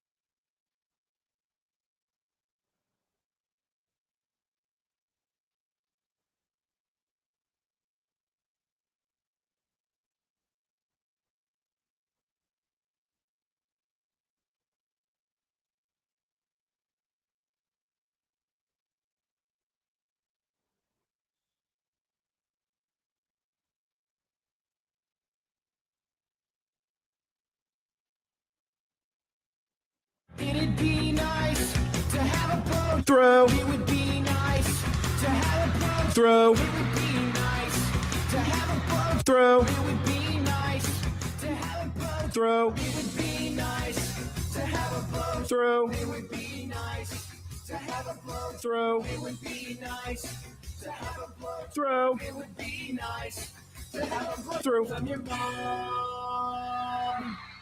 I don't know. I don't like that severe guy. Hey, everybody, it's Michael Severe. If the first word is hash brown, you guys can add patty or something Latin if you want. It's still a hash brown. I remember the first thing I thought walking out of there was, okay, we're back. You just got to go in the back. I'm sorry. This cat, now he had a good freshman year. He sucked last year. Why is it a surprise that he went through a struggle this year? Michael already brings the color. I don't care about fat Luca. I don't care about street clothes Anthony Davis. You both can go to hell. Michael's black. Look No, at he this. showed up in studio. Yeah, but he can't hear you because he doesn't have I headphones. did not know. What a I didn't know dork. John wasn't in. Yeah. I thought I said, well, the He game starts sounds on that good, Wednesday. doesn't It he? sounds great. Yeah. Yeah, he's got I a brought tie my line. backpack with my Yeah. headphones in. I did I'm not so know. I We'll get you apologize. some. There's no extra headphones. Yeah, in there? these ones suck, but they might work. They can't be any worse than not having any at all. No, yeah, they got to work at some point. We gotta have We an used to have adapter, good right? headphones in the. Yeah, no, it has the. Oh, it has a little. hole too? We used to have headphones for guests, like have great solid. headphones. Yeah, see, look at those with the tiny cable. Can you hear me? I Does can it hear work? you. I got you. Okay. Yeah, I hear you. All right. Perfect. Can I hear John is the question. I Hey, don't know. look, they look ridiculous. They look ridiculous. Do they really? Yeah. Yeah, I'm a DJ now. Watch out now. I guess. Hold on. Let me put my DJ headphones on. Hold on a second. I got to mixing something over here. Well, now you look like you're at mission control and you're holding the thing. Oh, Apollo there we go. 7, Apollo 7, It fits come in, pretty- please. It fits pretty good. Fits pretty good. Fits pretty good. Not Hold on a bad, second. Hold on a not second. bad. Hold on a second. Roll. I have to make sure you guys call me Mike. Gotta get my hat on backwards here. So I'm ready to go. Okay. There you go. Call me L. Call you L? Can we I call don't you have the hat L? on backwards. You got to call me L. L it You is. gotta call me L. Yeah. L it is. How? Oh, well, first off, we don't want to bury the lead because he's wearing the gear. He's always wearing the gear. The Jet Awards Yes. announced today, and it took the Heisman like 35 years to get a back-to-back winner. The Jet Award because Johnny always did things faster. Well, you know why it took so long for the Heisman, because they didn't give it to anybody but seniors forever. So you didn't have the opportunity, right? Yeah, to that's have a true. second Good person. point. Yeah, good point. By definition, the person that usually does most of the returning are younger players, underclassmen, right? A lot of freshmen, sophomores, and then when they get to the point where they're juniors and seniors, they're full-time wide receivers, they're full-time cornerbacks, they're full-time running backs. In this situation, even though Caden Weegent is a full-time wide receiver, he's also a full-time kick returner and punt returner in his 5th year there at Iowa. So because people forget, this is the last year of COVID eligibility. This is the final one, and then we're kicking them out. And remember, he And also then get a it'll be who damn knows job. he was also Iowa Western too, so it's a junior college thing too. Yeah. So he was there for a year, which doesn't count anymore apparently because of my good friend Diego Pavia. It doesn't count anymore. Your pal. Yeah, my pal. And Okay. so that's why he's got more availability left. And it's good that he stayed. He said it. He called it. His dad said, we'll be back next year to get the award again. That's awesome. And he was right. And Nailed it. LeVar Woods said the same thing. Of course, LeVar Woods is no longer there. He's at Michigan State. Mm. Yeah. By the way, we turned on super chats, Nick. I didn't do We it. have super chats. Look at Nice. this, Michael. We got $2 from one of our listeners. This is a super chat. And That's this awesome. is literally they spent $2 so that we would read that this is a super chat. That's very nice of them. That's a I need to dumb figure one. out I mean- who enabled this because I need to talk to them and have them talk to me before they do. Listen, things like Texas Tech taking out billboards to announce that they signed a new quarterback in Times Square is almost as dumb as spending $2 just to say this is a super chat. Somebody just gave John $2 and he They says, got- "Oh, I don't want this." No, I'm just listen. Michael, I'm if out you here gave me just trying to $2, help I would say people. thank you, I'm Michael, just for your trying to say- I'm $2. just trying to help people. I'm not. Come I up would, with something better to say. I would never complain to someone or complain about someone spending some money that's going to help our economy. Yeah, I seriously. would not. Yeah. And that money, helps Manhattan and the city of New York. And so good for them. Yeah. Yeah, good for Nice. them. I'm very happy about that. Well, that's true. It's all going to the commune anyway. Because It's all going to the same place, baby. Socialism, baby. Running back. amok. Michael, you were fired up yesterday on Severe Reaction. I thought Was I? so, Okay, at least. all right. You began the show talking about Santa Claus and promises. And Oh, really? Yes, I did. And I did, John, yeah. I was going to ask you this Yeah, question. I missed it. I did not get a chance, even though Hater. it was because Well, he was on right after. Well, he had the Yeah. flight, though, to Philadelphia, or the drive. I don't know. Did you drive or fly? Well, no, so he came on. I mean, the game was at 11. Yeah. My show ended at 10. No, I'm saying, but then Yeah. they traveled to Philly. He Oh, could have. you mean He could have listened after? on his way Oh, there. yeah, it's already But- passed. Well, I was watching football. You said, correct me if I'm wrong. Yeah. Basically, it was the promise of 2025 that they gave us, not even just fans and hopes and wishes, that they, like, it wasn't reached as harshly as it's been in quite some time, right? My thing was there were 3 promises that we were given. One was year 3 bump, right? And it wasn't just us talking about Correct. it. Multiple times Matt Rule talked about it, including I interviewed him on Let It Fly show, and I asked him directly, I go, aren't you worried at all about, committing to this third 3-year bump if it doesn't work? And he goes, I like the challenges. I don't do anything easy, whatever. Then the second thing was, we were promised that this spending money in NIL would help, right? They would go out and they'd get guys that were going to help this offense. The majority of money they spent was on offense. And what did we get out of it? Rocco Spindler played pretty well. Dane Key and Isaiah Hunter had average seasons, if you want to put average. Yeah. And you had another guy on left tackle in Pritchard who didn't play the first 4 games or first 5 games, right? So Yeah. we didn't get that. And then the last thing, and probably most importantly, is that we were promised that eventually he was going to get everything fixed with his clock management and game management. That he was going to get that fixed, right?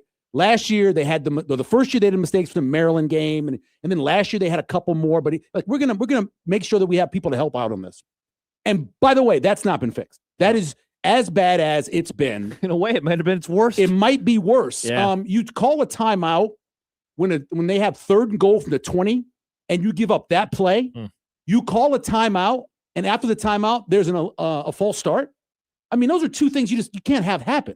And too many times he struggles with calling timeouts and decision making. 4th and 2 at the 37-yard line in a game that's going to be high scoring. You got to be able to go get that. It's a bowl game. I'm sure it means something to win the game, but it's a bowl game. You got to go for that. They then punt back to them, and that's it. They're not stopping them again, except for kicking a field goal. Once you got to stop on them, you should be happy as hell. And then you got an opportunity to go up 21-7. Come on, go get the 4th and 2. It doesn't make sense not to. So I was very disappointed with his game management as usual, and the other things. We were promised a bunch of things, and we didn't get any of them. Like Santa Claus, when you asked for Santa Claus to give you something, he didn't give you something. So here's my follow-up then. What does it mean? What does it mean that we were given these promises, but they were not executed properly? Well, I think in the end, it really comes down to one of the questions I asked Sip yesterday as well. Is Matt Rule up for this job? That's the question that's got to be answered, right? Yep.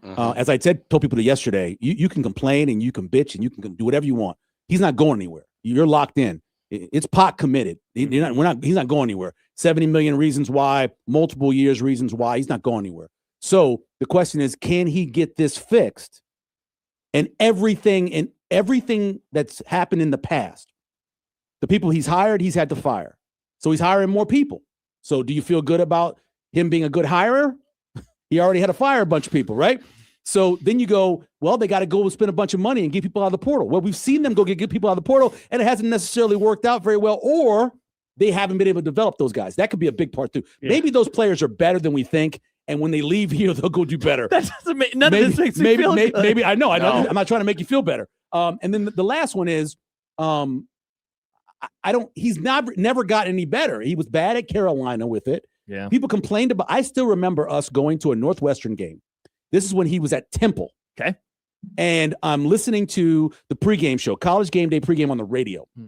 And they're interviewing Matt Rule, and they were asking him about a play late in the game where there was a mistake. They called the timeout. They shouldn't have called a timeout. Something like that. I remember that distinctly. And I remember also telling my wife, I like listening to this guy. He's a good salesman. He'd be good on a podcast. He was very good, yeah. And so I don't know if he'll ever get better at that. So that means he's got to give up even more of the power. So why is he the head coach? If he's not the offensive guy, if he's not the defensive guy, if he's not the game management guy, if he's not the guy that can pick the right players, if he can't hire the right people, then why is he the head coach? That was my answer to your question. I don't know. I don't know if he's those things. I hope so. I was sitting in a very nice restaurant in New York City with Mitch Sherman and another gentleman from The Athletic. And we're sitting there, we're having food, we're eating and stuff. And at one point, Mitch said, and I agreed with him completely, is that you kind of hope it does work out. Because we were reflecting on all of the coaches that we had to interview and talk to over the years and how easy it is to deal with Matt Rule. It's just easy, right? We've all at some point, you had a private conversation with him that was different than the ones I had or Mitch had. Yeah. We've all had private conversations with him where he's very open. He's willing to ask me anything off the record. He'll talk to you about it. Yeah. It's great to have that as a head coach. It's great to have a guy who'll stand up in front of the media and make sense the majority of the time. But the question is, does the Emperor really not have any clothes in the end? Are there clothes? Yeah, are there clothes is the question. And listen, that's an us thing. We might be able to feel good about something, but at the end of the day, they still got to win ball games. No, I know. That's the thing. And if they don't win ball games, who cares? If I mean, it's a zero sum. It's a win lose basis. Well, hold on, John. They won games under Bo Pelini, but there were other things, right? So it's just the opposite.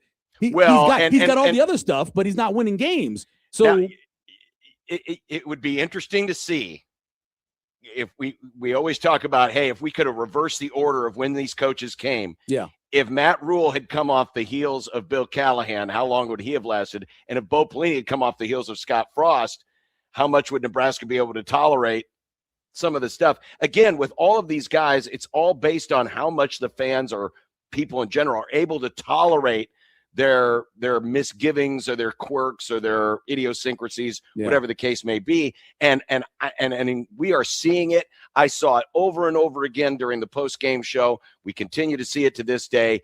Used car salesman, middle school Matt, all of these different things where people are fed up with the press conferences and the talking and hearing about everything. They want to see results. Well, Josh picked, the beginning of the show talking about that. I also got into the difference between faith and hope, right? Because faith, you don't need any evidence. Hope, I got to give me some evidence, right? So how much hope are you going to have if you don't have any good evidence? My other thing is that, and I driving back, when you have a 16-hour drive anywhere, a lot of time to think. A lot of thinking. Uh-huh. And I was just racking my brain with all of, and John, I'm going to use this in the connotation of it being a bad thing. all of the gimmicks that he's constantly using, all the way to where my hat is backwards now, they may be fine for him. And I'm sure he believes it. And he's a very confident man. And he believes this is going to help. But in general, to the average person, it's cheesy. Yeah. And I'm sure some of the players feel the same way Yeah. about certain things. And so if it's the chasing three or starting the podcast or going on McAfee or the hat backwards thing, or when he started off talking about we want to be the most feared team in the Big Ten, which obviously doesn't happen, talked about winning on the offensive and defensive lines. He talked about winning the fourth quarter, outrushing somebody. All of the stuff he talked about, none of it has really come true. No. And every time something doesn't come true, he then goes to the gimmick. And eventually, you either run out of gimmicks or they run you out of town because of the gimmicks. And that is something that, because I talked about that a lot on Sunday, and that was the thing I got reaction to the most. Like people sending me DMs and stuff about the gimmicks. They were just tired of those. Just coach football at the University of Nebraska. This isn't Maryland, where you got to get some funny helmet with two different flags. This isn't Delaware. This isn't a school where you have to have gimmicks, Yeah. It's funny because we were talking about a school, again, sitting there talking to Mitch Sherman, talking about Oregon. Mm-hmm. What school had more gimmicks in the history of their program than Oregon? Yeah, seriously. Right? Yeah. And now they got an offensive line coach who is a badass, who doesn't care. He doesn't care about any of that stuff. He doesn't care about any of that. All he cares about is winning. And you saw, I posted earlier, November and December records the last 3 years. They've lost one game. One game in November, December. That's what he's lost. And then, how about the other school? Miami. Another gimmicky, we got turnover chains, we got all this. Not anymore. They started doing the sideline stuff. They were the first one, the turnover chain. First one. And what do you got now? Yeah. You got a head coach Offensive, that is defensive line. serious about, I don't want to hear, he said before the game, I don't want to hear Miami's back. I don't care about all that. Yeah. All I care about is where Miami's going. And if those schools don't have to do gimmicks, why is the 8th or 9th winningest program in the history of college football having to do it all? Yeah. It's just frustrating. What was the question that you asked Sipple? That he gave you 40%? What was that question that you asked him yesterday? I asked him belief. I think belief in, I gave him, if Matt Rule is the person for the job. Yeah. I asked him about, offensive coordinator. Yeah. You need a new offensive coordinator. And the first one, what's your answer to that question? He said 40%. Yeah. Sipple said 40%. I think it's 50-50. 40% what? He's up for the job. Matt Rule's up for the job. Do you think that Matt Rule's up for this job? And he asked me, turning it around and turning around the mess. And I said to him, by the way, I sent him a text about week 8. And I said, this is a mess. Because you start hearing stuff behind the scenes. And you're like, this is a mess. And he goes, why do you think it's a mess? And I laid out some of the reasons. And now he's saying it's a mess. So, yes, it's a mess. I would probably go it's 50-50. It could go either way. They bring this quarterback in, and maybe he is everything they hope he is. And maybe they get enough guys, even though they're not getting guys from San Diego State, where we all thought they were going to get guys from. If all that works out and things go really well next year and he somehow get to 9 wins, and maybe, but would I bet on it? Heck no. No. You got to give me a lot of plus money. You'd have to give me a ton of plus money to bet on it. Mm-hmm. So, well, the current status of the expectations, it's his all-time lows since we've been doing this poll question the last 5 years. It's what is it lows. now for winning 7 games, or what is the question for? I gotta go get the link, but let me see if I. But that's what you normally start off asking, right? We ask how many wins. So the 6 wins or better crowd right now are sitting at 48%. 48% believe Nebraska is going to win 6 wins or better. That's last year it was like 90. It's less than 50% thing in there. It's less than 50%. The majority, it has never been less the than majority 50%, of the vote, even going back to 2021. So we have 4 options: 3-9 or worse, 4-8 or 5-7, 6-6 or 7-5, 8-4 or better. The majority, or it's not the majority vote, but the most vote right now is 4-8 or 5-7.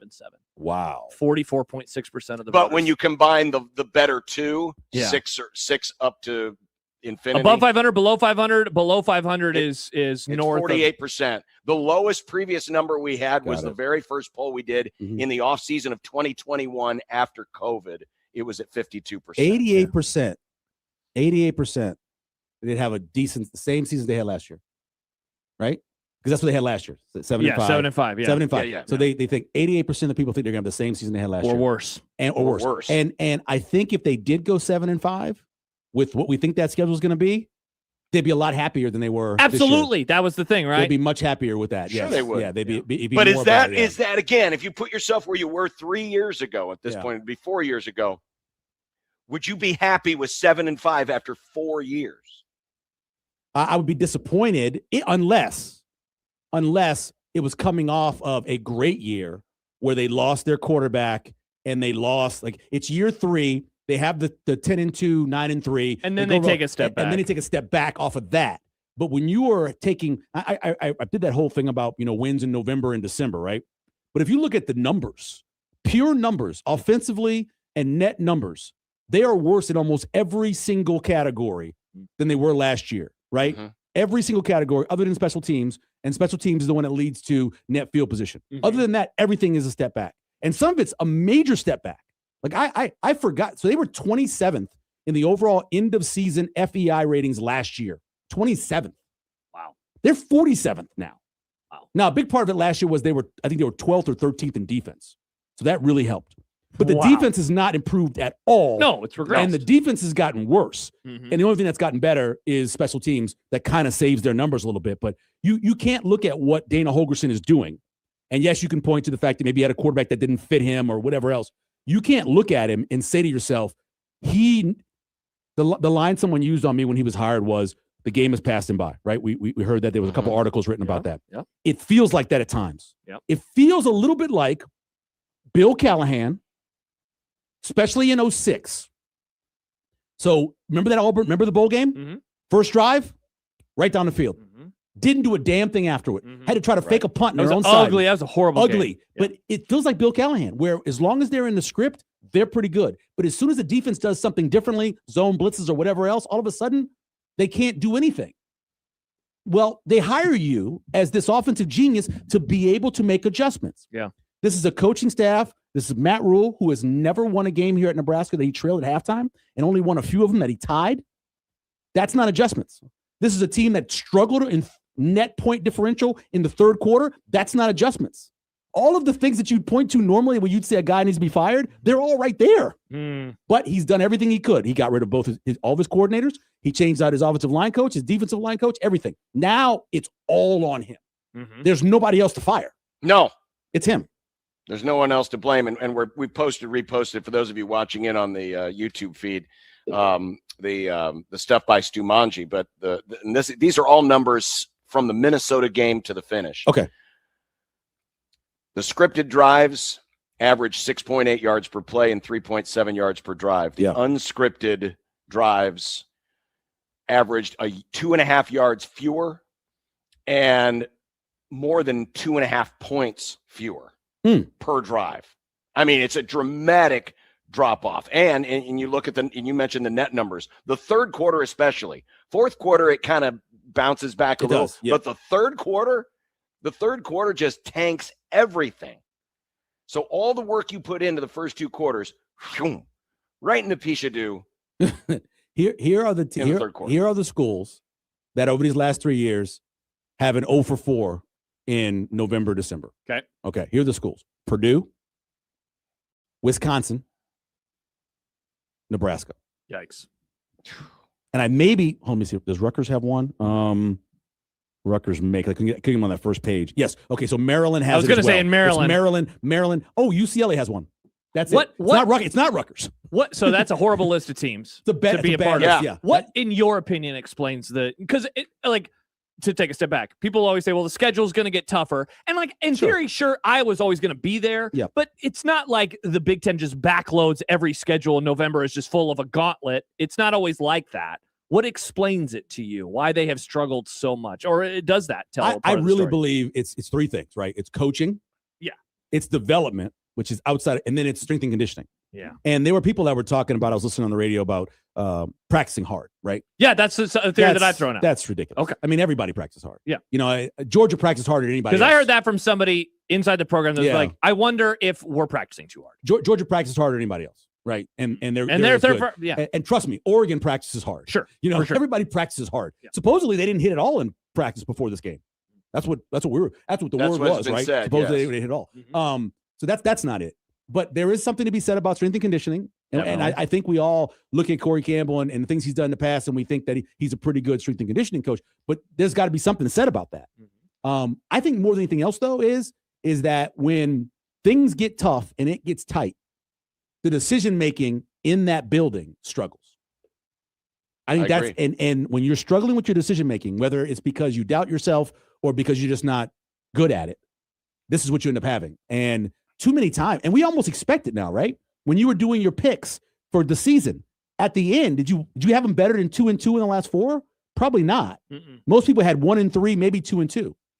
So you almost anticipate it now at the end of the season, them having a drop. I bake into the Iowa game every year now. Well, there's no way they're gonna be able to win this one. Now I didn't think they'd get smoked, but I thought they'd lose, and I just bake it in. Why would I pick them to beat that team now? Right. You know? Right. And that's not a place you want to be in. No, it's certainly not when it's your main rival. Especially your main rival. And look at what they are doing draft-wise every year. Corners, offensive linemen, defensive linemen. Corners, offensive linemen, defensive linemen. And occasionally the tight end. Mm-hmm. But it's not as though they're putting quarterbacks in. Mm-hmm. And yet. And then Caleb Johnson didn't go till I think the 4th round. Mm-hmm. It wasn't a high draft pick that he went to Pittsburgh Steelers. They are at the key points, the most physical places you need to be. They're getting guys drafted. And when's the last time Nebraska had, a true offensive lineman drafted? So I guess Spencer Long would be the last one at the 3rd round. Is that the last one? I think he's the last one that high. That's almost 15 years ago. I think he's that high. Because other guys like round. Nick Gates, we've seen guys have gone in 6th and 7th round. But not Cam top, Jurgens, not a day obviously. 2 or better pick. Yeah, so it's Cam Jurgens and it's Spencer Long. Wow. Those are the two guys. Yeah. So, and one guy's a walk-on, the other guy's a converted tight end / defensive end. Yikes. It's crazy when you start comparing them to Iowa, because I remember when they first entered the Big Ten, 2010, 2011, going in there. I remember going into the Big Ten media days in 2010 before they even joined, and people going, you got to get as good as Iowa. And people are like, I don't want to be good as Iowa. I don't compare myself to Iowa. At this point, be as good as Iowa. That'd be nice. Be as good as Iowa. Be a big step up. And then you got to build to something. You've got to build to, hey, we're going to be great at this. Yeah. Iowa's, and I know sometimes folks around here can still be prisoners of the past. And I know there's been the ongoing debate about, well, we don't have those same expectations anymore. But yet it does feel like at times you're still held prisoner by it because it's like, well, do we want to be as boring as Iowa? Well, you want to win as much as Iowa? You want to be bored by winning? I Right. would like to be bored by winning. Yeah. Hey, so I thought this would be, did you see when I posted the bad Nebraska seasons, into seasons? Yes. Did you see when I posted that? So I put 1968 in there for a reason. Yeah, because they made because big of changes. how important it was. Yeah. They wanted to fire the head coach who had taken them from the worst streak they'd ever had in football, pretty much, to going to bowl games almost every Playing year. for national and championships. Playing really well. And 68 was so bad, going 1-2 and getting shut out by Oklahoma, that they wanted to fire the head coach and they had to bring in a brand new offensive coordinator in Tom Osborne. And they actually really had co-defensive coordinators, Monty Kiffin, and I can't remember the other guy's name. But so they that's how important it was. And this is not even that bad. Mm-hmm. You would have taken this year. Yeah. You would have taken them beating Colorado, losing 12-0 to Kansas State, and then getting blown out by the last team you played. Yeah. But that was such a bad thing in 68. And then you had to wait all the way to 02 until you had another year like that. And what did they? Yeah. So read the records for those who haven't seen this tweet. Okay, What was so the record? in 1968, I put that on there because of the changes. Yes, and that's and they got shut out twice. And then 2002, that's a big year. 2002, they 104-49. Yeah. Was the scoring differential, getting beat by Kansas State, getting beat by Colorado, and Ole Miss beat them by 4. Yeah. And then you go to 07, which we all know how bad it was. They gave up 172 points. Yeah. And in one game, of course, they scored 73. Yeah. Which They is beat still Kansas crazy. State, yep. And then in 2017, they gave up 166 points. Yikes. And then this year they outscored 121-48. Wow. Those are your So think about that. worst So second final. 68, you mentioned Osborne. Yep. 2002, they fire a ton of coaches, bring in Fired all Bo the- yep, Pelini. right. 2007, Callahan's fired. Yep. 2017, Riley's fired. Exactly. Like all of those preceded, firings or just a really big change. Yeah, and in 68, they changed the coordinators. Well, he's already done that. Yep. He's already changed his coordinators. He can't go back to that. Now it's changing the line coaches. And what's next? You know? We didn't get a chance to highlight or low light this last Friday. Nice graphic, I had John. it built, but looking at the 0 for 30 30 streak. Oh, yeah, my 0 for 30 God. streak Yeah, right. against the top 25. Yep. I looked, obviously it encompasses Riley and Frost and Rule. Yep. But I also wanted to look at how they performed against the spread. And so Riley is responsible for 5 games in the 0 for 30 streak against the AP top 25, but he went 2-3 against the spread. The spread differential was -50. That's the difference between the end score and what the spread was, right? So it averages out to 10 per game. Frost, of course, famously for all the close losses, even though he went 0-16, he was 7-9 against the spread. Wow. Yeah. And his per game spread differential was only -4. Right. So it was basically one score to the spread. But look at Matt Rule. Wow. They're only 2-7 in the 9 games they've played against the number, against the top 25, against the number. But the spread differential is worse than Riley's. It's more than 10 points a game, meaning that the ranked opponent is covering the spread by an average of 10 points. Wow. Yeah. Well, we knew that, John. And don't forget, next year, Indiana, Oregon, and Ohio State on the schedule. 2 semifinalists and maybe a national champion. Yeah. But a national championship participant at the very least. Here's the thing. At least we got basketball, right? Heck yeah, they're about to start. At least we got basketball at 5:45. And me knowing what time the game is starting is a big change. It's actually at 5:30. I thought it was 5:45. No, 5:30. Oh, okay. Yeah. You sure they won't tip off? Maybe they have like a pregame. Maybe show or like something? 5:32. Oh, okay. Yeah. I So thought you it was might 5:45. maybe got to get home and watch. That's why I turned my hat around. Call me hell. Yeah. The best thing though is out of all this with the basketball and all that stuff together. Saints lost. Is is that at least we have this insane portal stuff. I feel like I'm back in college studying for every single exam on the same day. I'm reading about offensive linemen, defensive linemen, these linebackers who are going different into visits. I was like, yesterday, I said, I got to stop. I got to put this down. I was overwhelmed. That's what John was saying too. I was overwhelmed trying to keep not. up. I was overwhelmed trying to keep up. I got a show tomorrow. Give me the damn roster in the spring, and I'll talk to you. I then. got a show tomorrow to do with Big Red. How many Wrap-Up. players are you guys talking about on that I show? have no. Well, the guy who's the producer wants to talk about the Utah game. So we're gonna spend like That's half the 100 show. days ago. I know. We're gonna spend the majority of the time. I was like, you should just bring Sean on for the whole Biff and show. Broken Bow should know by now what happened in the bowl game. Yes, I think by now, 6 days later or 7 days later, whatever else, it's gonna be that Well, way. it's so funny because I was thinking, why didn't you just recap the show last Tuesday? And then I had to remember, oh wait, they played after last Tuesday. They played after that. So we're Wow. gonna recap that. Then we're gonna do a lot of transfer portal and stuff. So I need to try to keep up with it. Awesome. So I know what was That's going exciting on. for him, John. And yeah, that's kind of the goal there. But did we figure out yet if all the people in the YouTube stream comments were right about Latif or not? Oh, the have they TVs gone backwards? have been very quiet. Oh, They have been very quiet. Yeah, they yeah, just kind of yeah. like to imagine, "Ooh, I never had that opinion." My quote was, and I said it multiple times: there is not a defensive coordinator out there that's saying to themselves, "Please play the true freshman. Please play the true freshman." Nobody. They listen. All they wanted was for you to have a chance to see that this guy is a true freshman. And when you are a true freshman, you can look good for a little while, but then they change something on defense. And this is not even your fault. You don't have the experience, the reps. And that's what happens to you. We all saw this coming. If it's going to happen to a 5-star guy with all the starts that Dylan had, you don't think it's going to happen to Latif? But he could run. But, whatever. Hey, what do you think, real quick, of Minchie? I went through his tape. I looked at his high school tape. I looked at a little bit of stuff from the Syracuse game. He was just basically running in that game. Good athlete, better athlete than CJ Carr is, the guy they chose to be the quarterback. So maybe they wanted more of a pocket passer than they wanted a mobile guy. Got a big arm. He has a unique delivery. Go back and look at his high school senior tape and watch his delivery. It's so unique. It's not baseball-like. It's definitely not 3/4. It's over the top, but it comes quickly from behind his ear. So it comes out really quickly. It's great for the RPO game. He's got a big arm, like I said, moves well in the pocket. Looks like the kind of guy that you can build around. Yeah. The question is, can Holgerson, from what we've seen on him in terms of him building offense, can he do it? First drives are going to be awesome.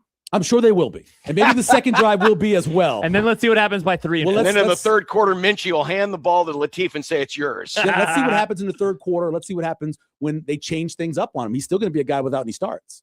He's going to be an experience. And I went through this with somebody. There's a number of guys in the top 25 that they have quarterbacks that didn't really have any real good starting experience. And Dante Moore, you can say all you want about his 5 starts. Yeah. He sucked. Yeah, he was terrible. he sucked. And now he's going to be a first-round pick. And now he could be the second overall pick in the draft. So it's about your coaching staff and getting the guys ready. And maybe perfect. They got that going for maybe them. We should ask questions about the quarterback coach too. I mean, Yeah, we never talk about Glenn Thomas. We never talk about Glenn. We don't talk about Glenn Thomas. Maybe it's because his name is Glenn. That's possible. Has a good quarterback coach ever been named Glenn? If I was you, I would make sure you cut out that part in the press conference where Matt Rule says, I am confident in Rob Ulrich. I'm confident in, I think he Dana goes Eck next. He said, I'm confident in Jeep with the offensive line. I am confident in Dana Holgerson.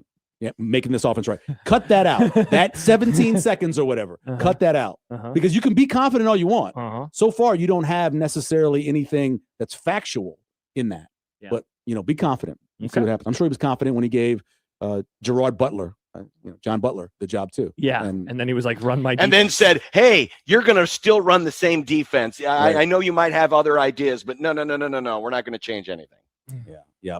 That's why I said there's times where Matt Rule's talking to you and you're like, Matt, you just threw another lure into the water. You just went fishing again.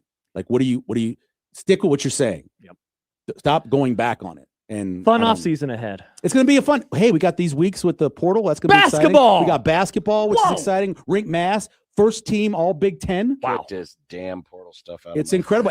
And don't forget, John, it was said in Leviticus. Oh yeah, John. A foul for a foul. Don't forget that. Not an eye for an eye. It's a foul for a foul. Don't forget it. What a chicken. I don't think that's what the good book said. Called the Bible. It's right. It's right there in Leviticus. You can find it. They talk about when a player has the ball in his hands and they slam, they hit him and everything, and they call a tie up. It's right there in Leviticus. You can find it. The old basketball. Jesus had a hell of a crossover. I've heard that. What's that from? Shuttlesworth. It's in the movie. Yeah, but then he played in the Big East and they fouled him. So nice. They did foul him. on Jesus. Ray Allen. Yeah. All right. Okay. Is what it is. Great All right. to see you, Michael. Congrats on the Saints ruining the Bucs season. That was kind of cool. I'll admit that was kind of cool. I hate losing to the Falcons, but ruining the Bucs season is pretty cool. And but you still got the Falcons coach fired, so it didn't matter. In the end of the got not just the coach, but the general manager as well. Coach and the GM, which is just cleaning house on Sunday. They didn't even wait till Monday. How about what's his face got fired the day after his birthday? Which one was that? The Arizona coach, Gannon, right? Gannon? Oh, it was his birthday yesterday? Yesterday on the 4th. Happy birthday, And they Jonathan sent out Gannon. an Arizona Cardinals sent out a happy birthday. Oh, that's so and then they fired So I him. bet maybe he was like, And oh, they cool, wonder they're not why gonna this can me. franchise is the longest franchise in existence to never win a Super Bowl. Yeah. They gave him here's your birthday present. I'd be cool with You're him fired. as the DC replacing Eberflus. I'd be cool with that. I think he would do a great job. He was anywhere. awesome with the Eagles. You got two great. You got a great offensive coordinator who got fired with Cleveland. Stefanski's gonna land somewhere good. Yeah, he goes wherever, and then you got a great defense I hope coordinator. he doesn't end up in Philly. No, They're I don't getting think rid so. of. He's going to go wherever there's a young quarterback. He's going to go where there's young, probably the Giants. Oh, that's a bummer for me. Go to the Giants, probably. Work with the young quarterback. That would make a lot of sense. All right, that's his All right. expertise. There you go, Michael Severe Monday, kids. Enjoy it, whatever dinner is tonight, Michael. I'm making a muffaladas tonight. Muffaladas tonight. Oh, yep. muffaladas. Yep, making muffaladas. I'm gonna make it last night, but I made hash instead. Prime rib hash last night. Awesome. Yeah. Have a great day. You have a great day. Bye, John. You all have a good time. Yep. We'll see you. Michael Severe Mondays, kids. Every Monday. And there go the headphones. Bye-bye. Bye. We'll be back. Speaking of fired coaches, we got some of that coming up in content. All right. And some other things. It's our first content of the new year. Wow. On 1620 The Zone.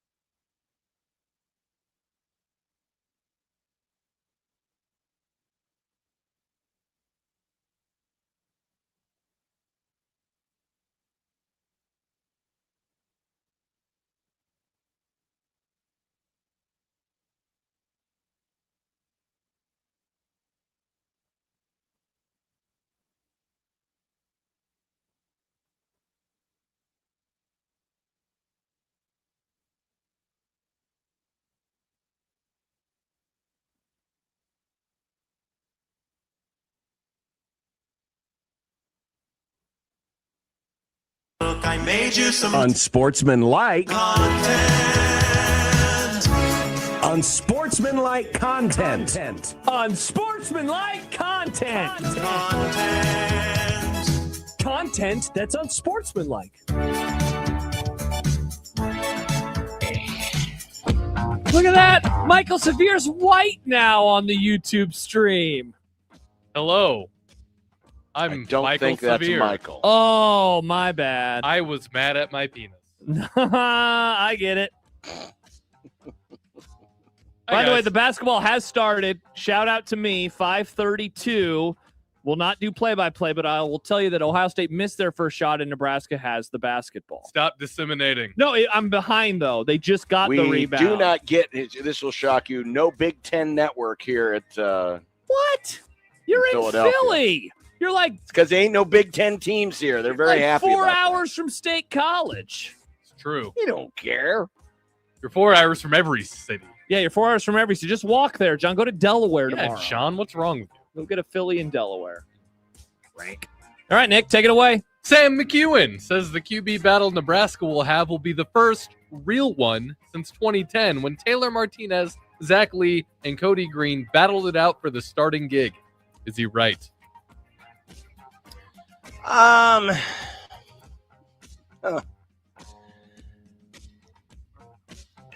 guess as real as it can be in this day and age, I still think Minchie's not going to come to a program after he had spent the last couple of years fighting for a job at a school. The reason why you transfer is you want to be able to play at the next school that you go to.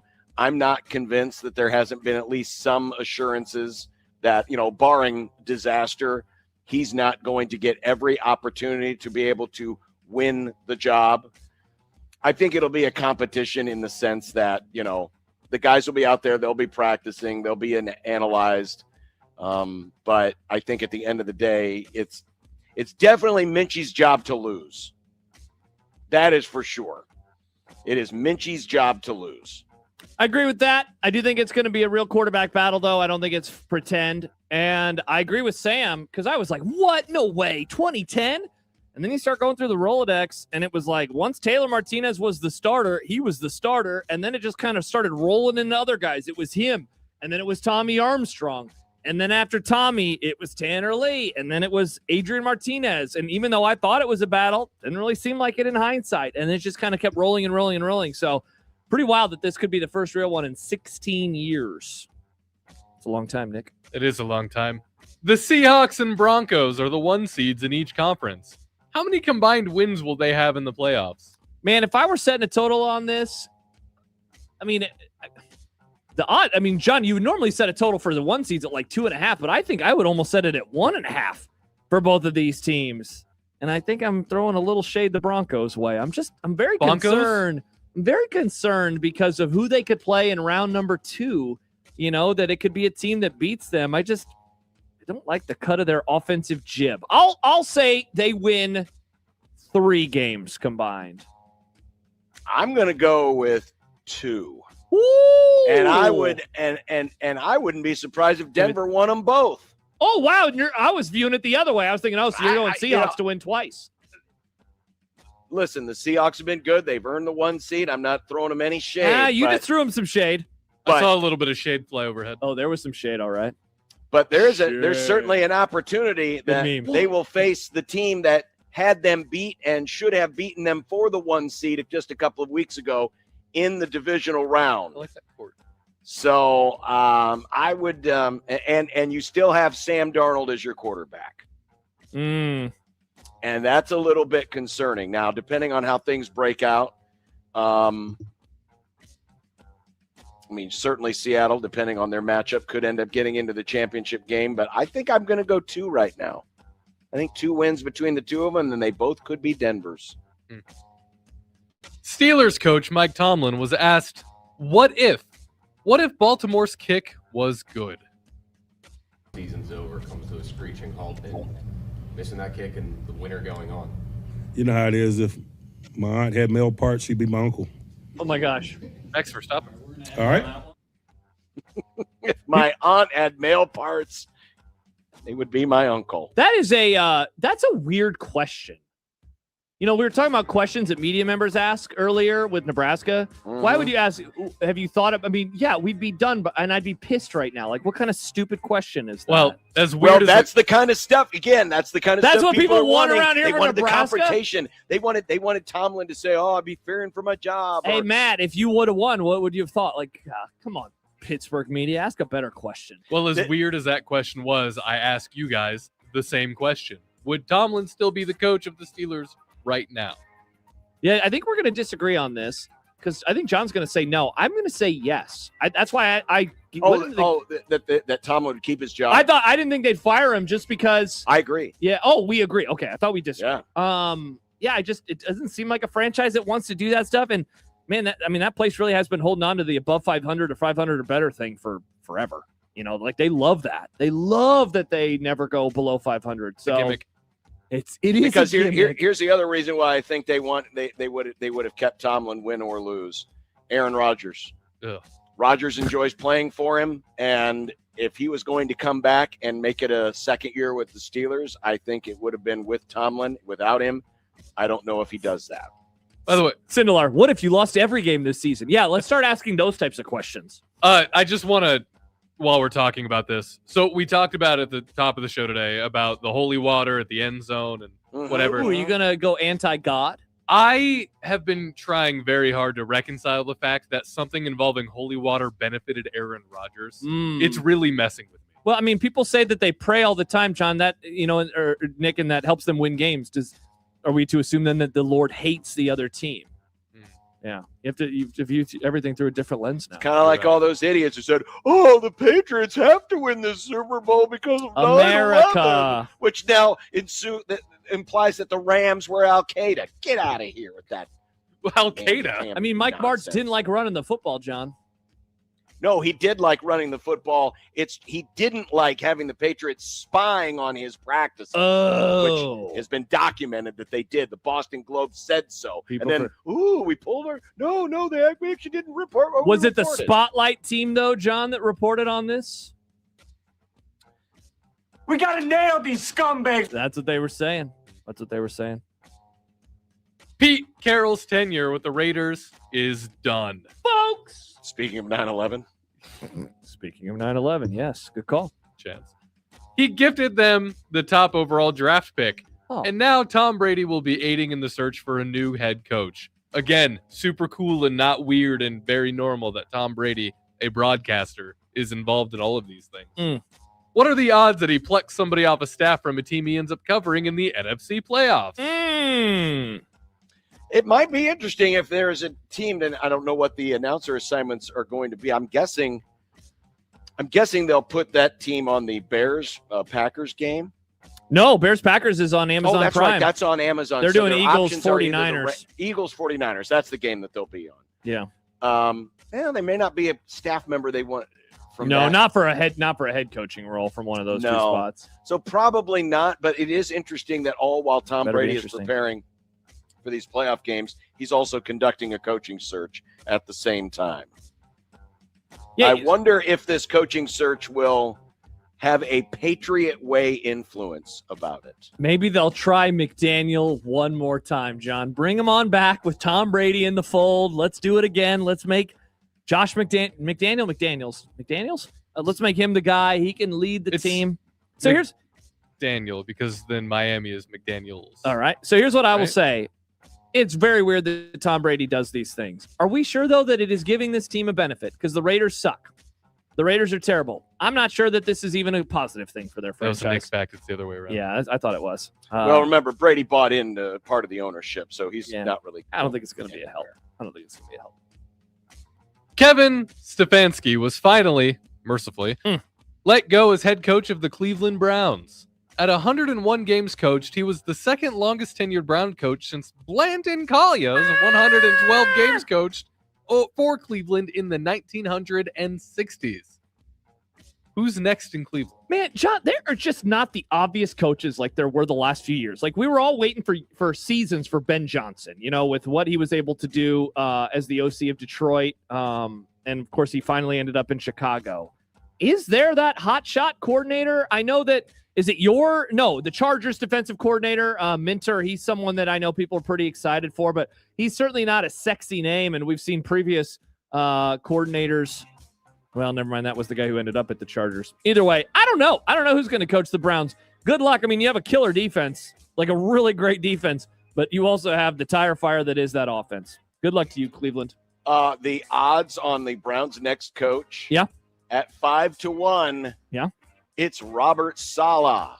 Really? I figured that it would take a couple of years for him to get back into the head coaching role. At 7-1, it's Mike McCarthy. Wow. He is a Northeastern guy. He's a Pennsylvania man. Joe Brady is 8-1, and Jim Schwartz. We haven't talked about Jim Schwartz. He was in their a DC. long time. Yes, he was 9-1. Clint Kubiak, who's on a lot of these boards, is also 9-1. Star Japanese right-hander Tatsuya Imai signed a 3-year deal with the Houston Astros. The team announced on Friday. Would you like any of my takes? I am a weeb, after all. Do you have any takes? You said his name a little slowly, like you had never said it before. I have never said it before. Do you have any opinions on him? I don't know who it is. No way. Are you okay? I haven't been keeping up with the NPB. Are you okay? I ask again. Fine. I've just been easy. Okay. Wow. I did notice that Imai signed for a lot less than what was anticipated. Oh, really? Yeah. Yeah. Their Economy folks isn't the thought he pooper. would get like a 6-year, $180 million type deal. Instead, he got 3 years. Oh, wow. With the That ain't anywhere Houston near what he Astros. was expecting. Yeah. Good breakdown by you, John. Yeah, good job, John. Former Husker and Michigan linebacker Ernest Hausman announced he's medically retiring from football after his bizarre absence from the team the last month of the season. Very bizarre. What do you suppose is happening here? Well, a lot of rumors with him. There have been a lot of rumors. I do wonder if maybe, there could be, anytime you think about medical retirement, you think maybe of concussions. But given that he disappeared strangely, and then you have the whole Sharon Moore situation. Maybe he just wanted to get away from that. He said, I see this stuff coming. Uh-huh. But it is rather interesting that, he went back to Africa, left the team. Of course, he's originally from Africa before he came over to the United States and settled in Columbus. I really don't know what this is. Usually it does imply, some kind of, head injury or something like that. I also wonder, too, if maybe he's just mentally fatigued of the game. And something happened where it just sapped the interest and the life out of his wanting to play. And they just couch it as a medical issue. Yeah, there was a lot of chatter about him at the end of the season because it seemed like he just kind of disappeared off the team. I don't know. I mean, I think that you present a solid theory, John. Maybe just whether it's, not loving the game as much or developing a love for something other than sports, I guess is how I would describe it. Seems like all that and above might have happened with him. Before I ask this next question, I just want to say I do really like this score bug. I think it's a fun score bug. I like Really? I like the texture. I like the little It's so slice. big. He's talking about the Nebraska Ohio State one, John. Yeah, I like the little slice right behind the logos. It looks good. It's just so big. I'm into it. Okay. Nebraska is a 2.5-point dog at Ohio State tonight. Do they move to 15-0 or will their streak finally come to a close? So they are currently up right now as we are finishing up the Grum, 15-11. There's 12:20 left here. The live line, by the way, on this is Nebraska favored by a half point. I think that this is the game that their winning streak is finally going to come to a close. So wow, hater. Well, I'm sorry. I did pick them to cover against Michigan State, though.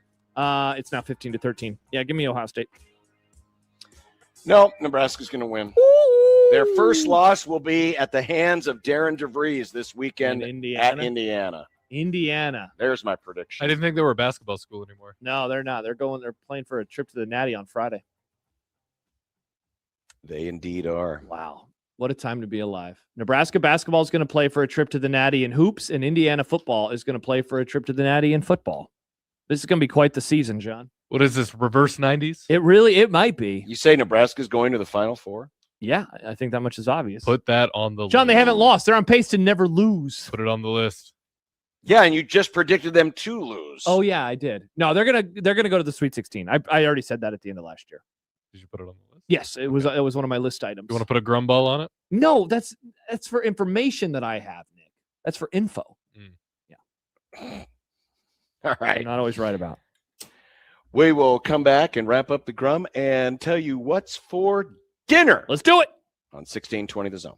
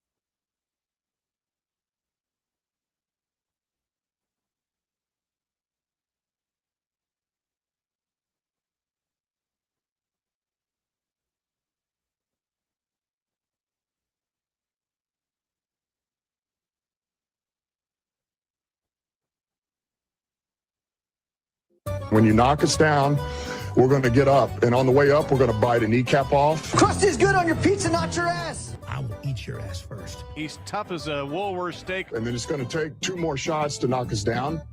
All right. And on the way up, we're going to take your other kneecap. I'm ready to hang them up, gut them and skin them and chop them up. You know what? I'm ready. My daughters aren't starving to death. I'll eat my neighbors. And we're going to get up, and then it's going to take 3 shots to get us down. And when we do, we're going to take another hunk out of you. Cliff, what are you going to take away as your best memory from playing basketball at Boston College? Probably just like going out to eat. Going out to eat is the option tonight because, well, obviously. Are you going to go to that one place that's 20 minutes away and get a Philly? Get an Uber, No, John. I'm not going to go 20 minutes away. I'm going to go within walking distance. Now, But everything's closed in Philly. They closed It's half an hour Well, ago. 7 the o'clock. good news is that the Chili's across the street is not Oh, closed. don't go to the Philly Chili's. That's the saddest thing I've ever At done. least go to Applebee's. John, that's a step up. It's going to be a sadder No, meal than Chili's is better than Applebee's. Yeah, that's a good take by I John. don't believe it. That's going to be a sadder meal than when you and I went to that restaurant in Boulder after Nebraska lost against Colorado in 2019. John, I want to know how many people are at Chili's in Philly at, 6, 7 p.m., whenever you're going to be there? It's 7 p.m. But On I a did get Monday? a nice suggestion. Ugh. I think I will follow up on this tomorrow. What's that? From Matt. Matt gave me a suggestion Master? for good cheesesteak in the nearby area. I'm walking distance to where I'm staying. For lunch or for dinner? Oh, for dinner tomorrow. Oh, nice. Back into marathon training season. So you know that means I got to rely on my old standbys. I got thighs already cooked, so I'm just going to go home and heat them up. Don't have time for a baked potato, so I'm just going to go with some fries in the air fryer. But, Nick, have no fear. I made buffalo sauce last week. Oh, thank God. I was am worried. ready to go with my thighs and buffalo sauce. I'm pumped. It'll be a good dinner. We're going to do something chicken-related. Not Chicken, sure what chicken, yet. chicken. You want some chicken? But chicken indeed. Yeah. We got so much chicken from Paige's mom because she knows somebody who has a meat locker. She killed a bunch of chickens? Yes. Watch So, out, Sipple. Our garage freezers just full of chicken. Thighs, breasts, whatever you want. Wow. Party at Nick's house. Having a lot of thighs and breasts. That's exciting. The wife was very proud of herself yesterday, for Christian's birthday. Again, happy birthday, Christian. Happy birthday. How old's he now? 23? 22. Wow. I remember when I was 22. His mother made chicken parm because they wanted chicken parm. Chicken. By the way, since we did content and oh wow, yeah, it was I believe a 17-13 game. Nebraska has gone in a hellacious run, and they now lead 26-13 over the Buckeyes of Ohio State. Yeah, and yet Josh sat there. They're going to lose. I didn't do This is that. the first game they're going to lose. I gave it's a 12-0 run, by the way. I gave a well-reasoned opinion for why I thought that they could lose. I was wrong. What's going on? I mean, it's still early. What's going on with Nebraska's shorts, by the way? Their What about jerseys. 'em? That weird zigzag. It's the 90s Is it? uniforms. Oh, are they wearing those ugly Oh, things? see, God, look at John. They're ugly. God, I you hate have those. horrible Those were okay. First of all, that was a uniform design that Adidas did, or whoever the supplier was at the time, all across the board. So Oklahoma had them, and a few other schools. Yeah, and they're they look cool. stupid then, and they look stupid now. They're kind of jazzy. That's I look at that and I'm like, that's jazzy. I don't know if I like it. Full question. Do you look at Nebraska's uniforms and think that's jazzy? It's just zigzaggy. It is zigzaggy. It's of its era. It's of a the very 90s. 90s thing. Exactly. 90s, they loved zigzags in the 90s. 90s fashion rocks. Let's do it. Let's do a throwback to when the team sucked. They won the NIT, John. Exactly, to when the team sucked. I mean, the team's never won a tournament game. The 90s were absolutely their heyday, though. Like, they had... Yeah, but they wore better uniforms earlier on. In the olden times? Well, no, in the early... That was at the end of Danny Nee's run. Oh, I thought you were talking about, like, the 60s. I remember when it said NU on their uniforms. Those were the ones that I liked. Oh, they just let him put that ball in the basket. Well, they didn't try to stop him. Sometimes that happens, Nick. What do we got tomorrow on the Grum, John? I think a great show. Should we ask Bruns if he wants to move up a little bit? Oh, maybe Bruns is on. We also have Max, Max the Olson, portal man, Olson. Max John Portal said, Olson. I need portal info. And I didn't said, what about Max Olson? And he said, could we have him on for the whole show? And I said, probably not. He's pretty busy. So Max will join us for one segment. I can't wait. And Steve Sipple. And Steve Sipple, that's going to be fun too. I cannot wait to ask him about the quote that we mentioned earlier about Kenny Minchie. The Huskers land their top portal or their top target in the portal. Cannot wait to talk about that with him. Plus, we'll have breakdowns of John's Chili's experience. I can't wait. Wow. Well, we did not get to our we were going to review the NFL playoff draft and our top and bottom fives going into the playoffs. Uh-huh. Yeah, Happer off air earlier, John, was reading. Remember when we had that impromptu snake draft the thing? playoff teams on the crossover, And Nick is actually the one who probably is feeling the best right now. Which is insane because when we did it, I felt like poop. Though I guess John would disagree because you have the Seahawks and the Eagles, if I remember right, from the Yeah. I have the Bears and somebody else in the went bird NFC. heavy. My AFC is only I am Bills, only them because I have the Chiefs Boo. and the Ravens. When are you going to learn to stop emotionally investing in the Bills every single Good season? point. I picked the Ravens to win the AFC this year. Yeah, but Nick. like the Bills. Yeah. A little sick part of your brain just gets a Because I tingle like for them. the Bills. I like Josh Allen. I like their fans. I like their crowd. I like their stadium. I like the way they play football. I like Well, Josh Allen. guess what? Josh Allen hasn't been the same since he got engaged. They're getting rid of their stadium, and the Bills are what, the 5? They're the 5 seed, right? Yep. Yeah. No, they're the 6. The 5 seed is Houston. That's so, right. So the Bills will take on the Jaguars in round 1. Jacksonville. Of all There's my some preseason very takes, interesting playoff games as well. Some really Very. good stories. Very, Go very, very. Jags. Doug in Idaho. Matt Rule ducked in on Sipple's show before the season. How about getting him on USC? I don't think that's going to happen. I think one of us probably has his number somewhere. Maybe. Check your phone, Nick. See if you Yeah. got it. I might have it. Josh John will enjoyed ask a chili. question, and Matt will say it's not your story to tell. Mhm. We'll talk to you tomorrow. Have a great